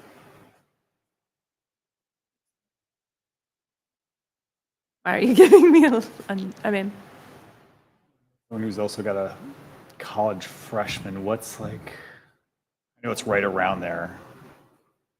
Right? Mine I don't goes the know. So 28th, sure. but- Yeah. I mean, we don't need, I don't you know the know, exact if date. everybody can't make it, everybody can't make it. We just, you know, we need a No, it's right- quorum. yeah. But That's fine. Let's do it. Tentatively yeah, schedule okay. it for the 22nd. So let's say the 22nd. Okay, so 22nd. And then summer retreat is typically 6 to 9 p.m., I believe. And I can look into Turner Hill. We've historically done it at Turner Hill. It worked well last year. It worked really well last year. I think the dessert's good, the dinner's good. What you and I had. I'll pay for Chocolate it. mousse This is gal. not on the district. So I think it's more important to get a date and then we can work on I can work on a venue. Like late July for me, if anybody else, because I think we're gone early August. Can anyone do the week of July don't know. 22nd? Does that have to be on a Thursday? No, Oh, that does not. Okay. that does not have to be on a Thursday. Yeah, that week works fine for me. Tuesday? July 23rd? 23rd? I can't do Tuesday. It's the only day I can't do that week. Monday? Wednesday? Oh, I can't do I can't do Wednesday. The tail end of that week is, Monday. I could do Monday, the 22nd. Works for me. I can't. I don't think I can do a Monday.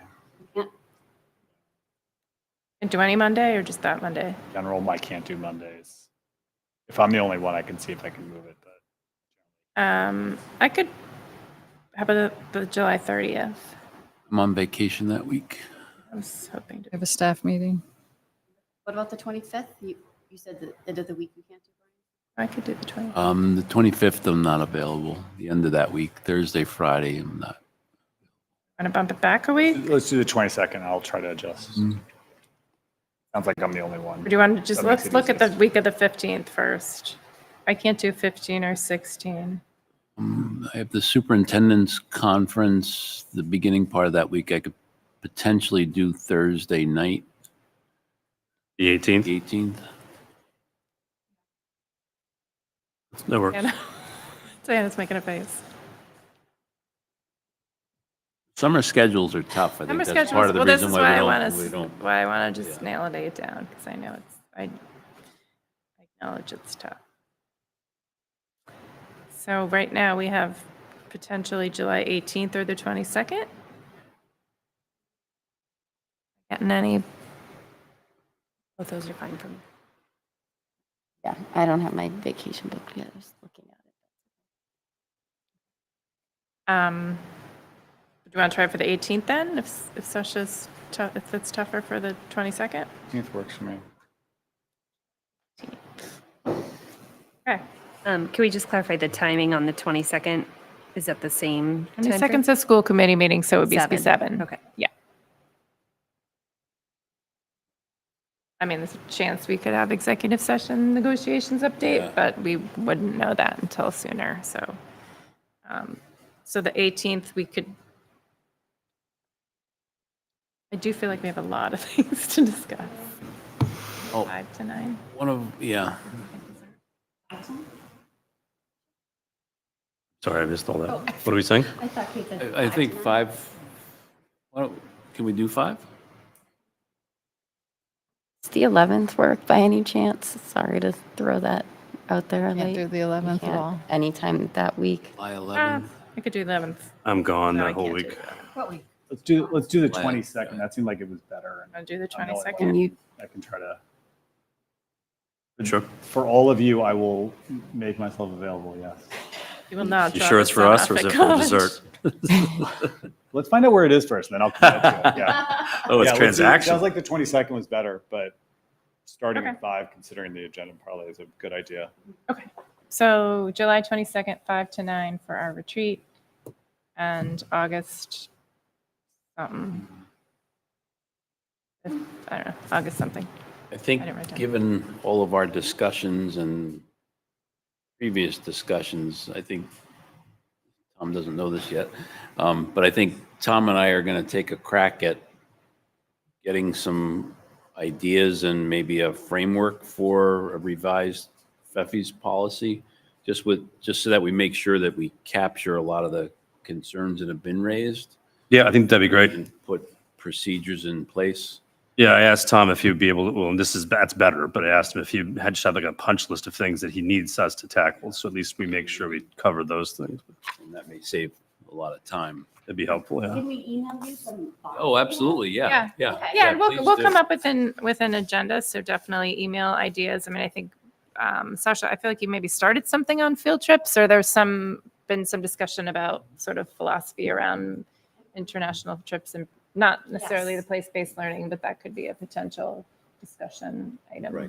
I was thinking more specifically the FEFI's Yeah, policy itself and how grants get approved and some of the issues that we dealt with tonight. yeah. You know, can you go back? What happens if they don't get approved? Do we even see them, which is the current process now, et cetera. All right, thank you. So more to come on that. I just wanted to nail those dates down. If the 22nd is August 22nd is the first meeting, do we just automatically do biweekly from there, or is this typical schedule? No, it's usually the first and third. We'll put out a schedule over the summer for the meetings. Yeah, but it is usually first and third Thursdays. And then if there's 5 weeks, we get a 2-week break. Extra week off, and then vacations, school vacations and superintendent vacations sometimes impact that. Okay. All right, I'm going to try to be quick. We're in the closing in on the end of the year. We've got 6 days. That's next on on the page agenda, 2. right? Yeah. Back. A lot of events going on, as we talked earlier. I attended the bridge presentations for the students who participated in the program this year. There were 52 seniors who participated in internship programs ranging from working in classrooms across the district to restaurants, law and doctor's offices, and the harbor patrol. And there was even an electrician, a student who did a internship with an electrician. The presentations that I saw were outstanding, and it was evident that this opportunity is wonderful for our students. 2 highlights were the young man who did the internship with a local electrical company. He was talking about his experience with that company, and the fact that the company actually bought him his first set of tools in order to continue in the trade, which I thought was a wonderful opportunity for him. The other highlight was a student who spent her time with the harbor master out on the water. And that young lady had the opportunity to participate in some pretty cool training with the Coast Guard. She's also planning to pursue a career in marine sciences, I believe. I attended the Crest Collaborative final board meeting of the year, where they reviewed their finances and enrollments. And we heard a presentation on some of their curriculum work and programming. I participated in a meeting with the town representatives regarding the potential Noresco project and how may impact the school district. In particular, they were looking at the solar panels that they're talking about putting on over the high school parking lot. They're still refining their plans, and at some point we'll bring them forward to the school committee. They're hoping to put all that together in late August and early September, so that I think the discussion is to put it forward on the town warrant in the fall for a vote as an overall project. The Comprehensive Health and PE Curriculum Group met for the last time this year, reviewed the progress and to date and their next steps. The plan for next year is to begin writing curriculum to fill in the existing gaps that have been identified and continue inputting all of the current units of study into the various grade spans. Attended the underclassmen awards and the senior prom last week. Met with Chris to review the end of the year and summer projects using both budget and capital funds, and met with several other superintendents over at Whittier to discuss some of their programming and opportunities for kids. Over the past 2 weeks, we've had planning meetings for and negotiations with the IEA. Participated in senior week activities of the boat cruise and baccalaureate, and finished up with wonderful graduation last Sunday. I've met with several staff members, parents, and students regarding a variety of issues, including one of our students participating, who's actually going to be presenting at the Juneteenth celebration that'll be coming up in a few weeks. This week, all the administrators, counselors, and school psychologists, we participated in a workshop on Section 504 with our special education attorney, Colby Brunt. Policy Subcommittee met and finished up our work there. We're having discussions, and I shouldn't say we, the high school folks have been having discussions around the cell phone policy and the petition that have been brought forward to the school committee. We're actually utilizing some end-of-year funds, and we've already, I think the purchase order is already cut perhaps for the lockers, or not yet? It is. And the policy is being developed at the building level first, since they'll have to implement it. And I know that there's been some discussions with the students, or there will be tomorrow. Is that meeting tomorrow? Yeah, so there's an assembly tomorrow. Okay. Before it's actually become a school policy. Right. Yep. And then I think student advisory meet after the assembly. Right. Right. And something will be in effect for the fall is the goal. Yesterday I spent most of the day at a tabletop drill with the emergency management team for Cape Ann. Representing Ipswich were myself, the police chief, and Lieutenant Hubbard, the chief and deputy fire chief, the director of water and wastewater management, and Frank Ventimiglia from the Department of Public Works. The scenario that we worked through was a Category 3 hurricane hitting Cape Ann and Ipswich as part of that. One of the things that we quickly realized, that although we currently have the high school identified as the shelter, one of the two shelters in town, in that scenario, both the town hall and the high school would be underwater. And so one of the takeaways for us was to start looking at, okay, how do we make the Doyon School, the Paul F. Doyon Memorial School, a shelter? And basically that involves getting a generator that could run, because that's on much higher ground. So we do have a lead on a generator, so I'm exploring that with the fire department to see, and it may be free of cost from a building that might be sold soon that has a generator in town. But I don't know that for certain. I believe it's an EBSCO building. Ended the Pops concert. We talked about that earlier. We need a bigger stage. Lots of students involved. And this sort of ties back earlier in the year. I think I reported out on 2 occasions where superintendents from area schools wanted to come and look at our music program, and looking at it from the elementary levels right on through.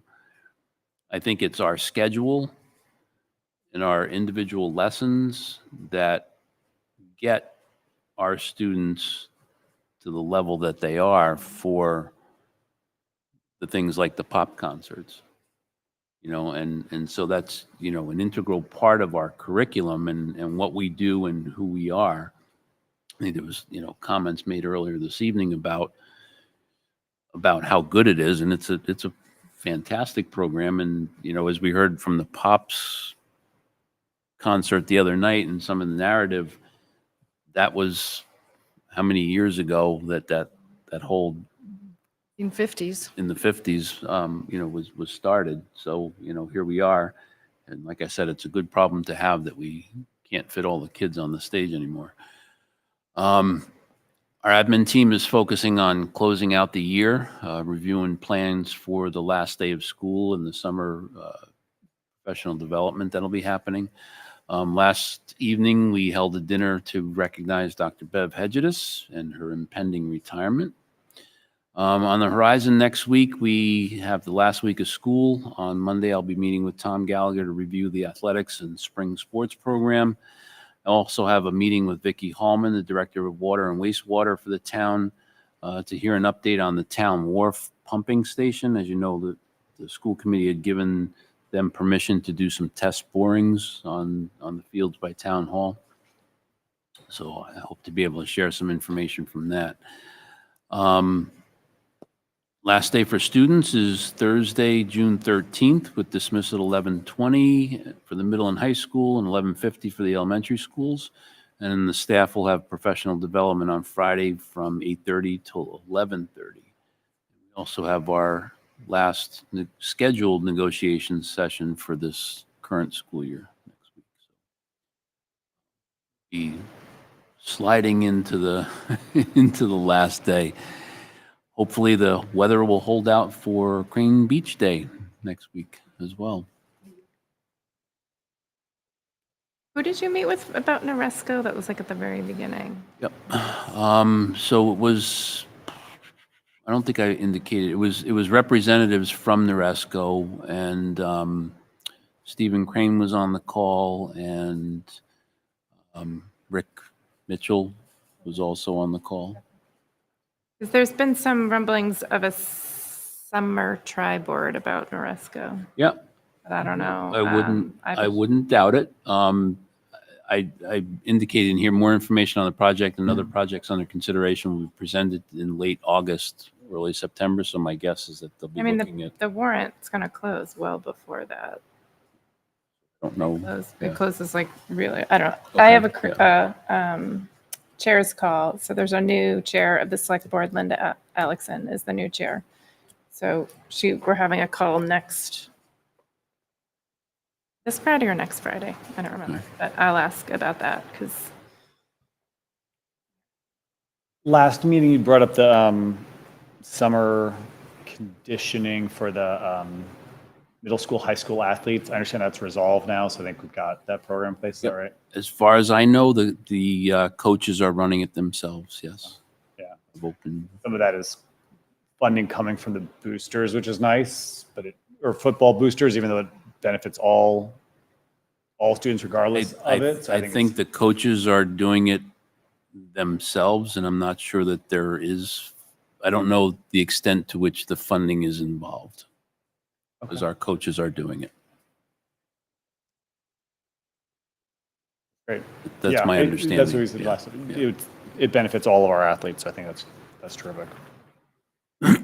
So one question on the cell phone ban, will that come to the school committee? That'll come to the school Well, committee? what? The cell phone ban policy. Yes. So maybe our next, So I have Or what's to, the- I need to check with the high school administration on where the policy stands. And the second piece will be, I'm not sure if it'll come as a school committee policy or if it'll be a handbook policy. yeah. I mean, either way, it'll come to us, but if Right. I guess if it's a Right. district-wide policy, it will be our policy.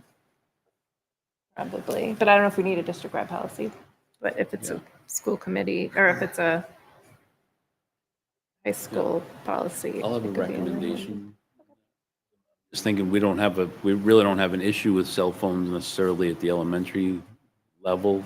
I know we do have some students that monitor blood glucose levels with I think their it's worth having a phones. conversation with the So, administrators, yeah, because it yeah, might be a that's why I problem. said, yeah. And it might not be a problem because they put a lot of effort Mhm. into making Yeah, it not a so I'll- problem. But if it was a I'll district-wide make a policy, recommendation. I'll have a maybe they'd have recommendation more whether it's. Specifically cell Support. phones? Like, are there other devices That's- involved? Like, because upper not elementary, supposed they to all have have- the watches. And oh, we I'm sure weren't it's middle supposed, you weren't used to allowed to have them, but I don't know Well, how if the- enforcement. The safes, I don't think allow transmission out of them. So the watch would be useless if it's not connected to a. To a phone. We have watches with data. Like you can text on your watch without your phone. They have watches with data plans. Yeah, some are tethered and some aren't. Things keep Okay. evolving. Yeah. It's hard But to keep as up for with it. Yeah. earlier this year, student advisory, and when Jimmy was here, we met about a policy which allowed students to use their personal devices over the school-issued Chromebooks. Because when you get into more advanced, when you're writing essays in all classes or you're doing complex graphing on like Desmos or something, it's easier to use a personal device, especially if you're going to college with that. And so now this ban brings up the question: is it just phones? Is it personal devices? Is it all of it? And what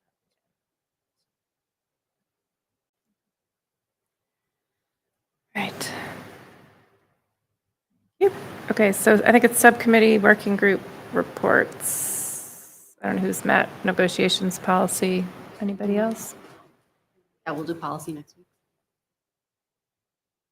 All right, new business. There was a in there. Yes, so in your, and I had this and we just missed it on the agenda planning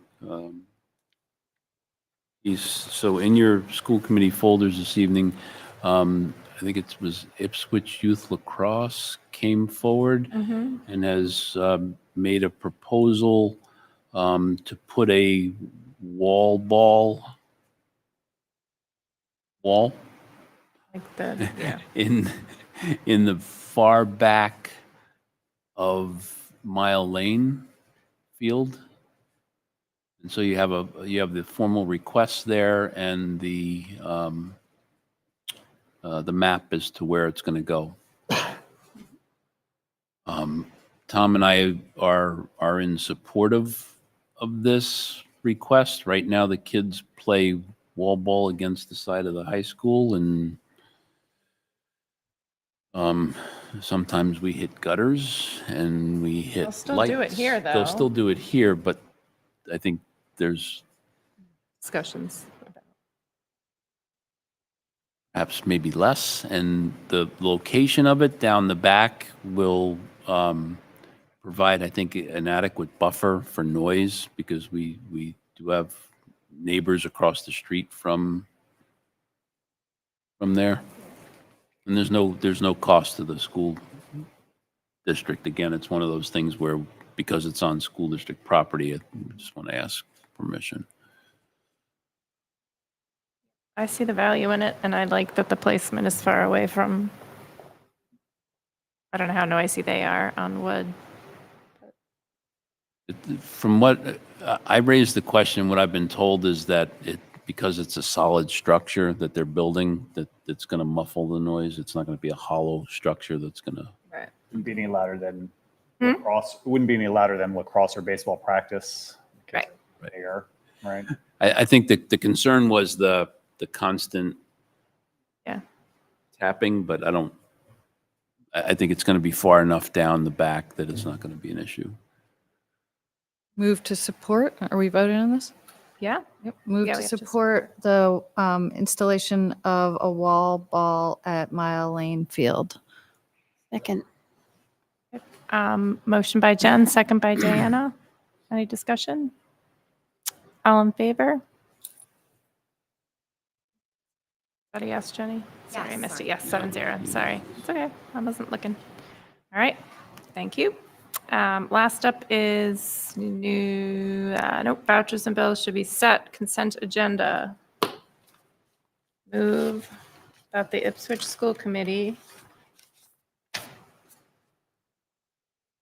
approve the disposal of textbooks at the high school as listed in the school property disposal application, which is in your folder as well.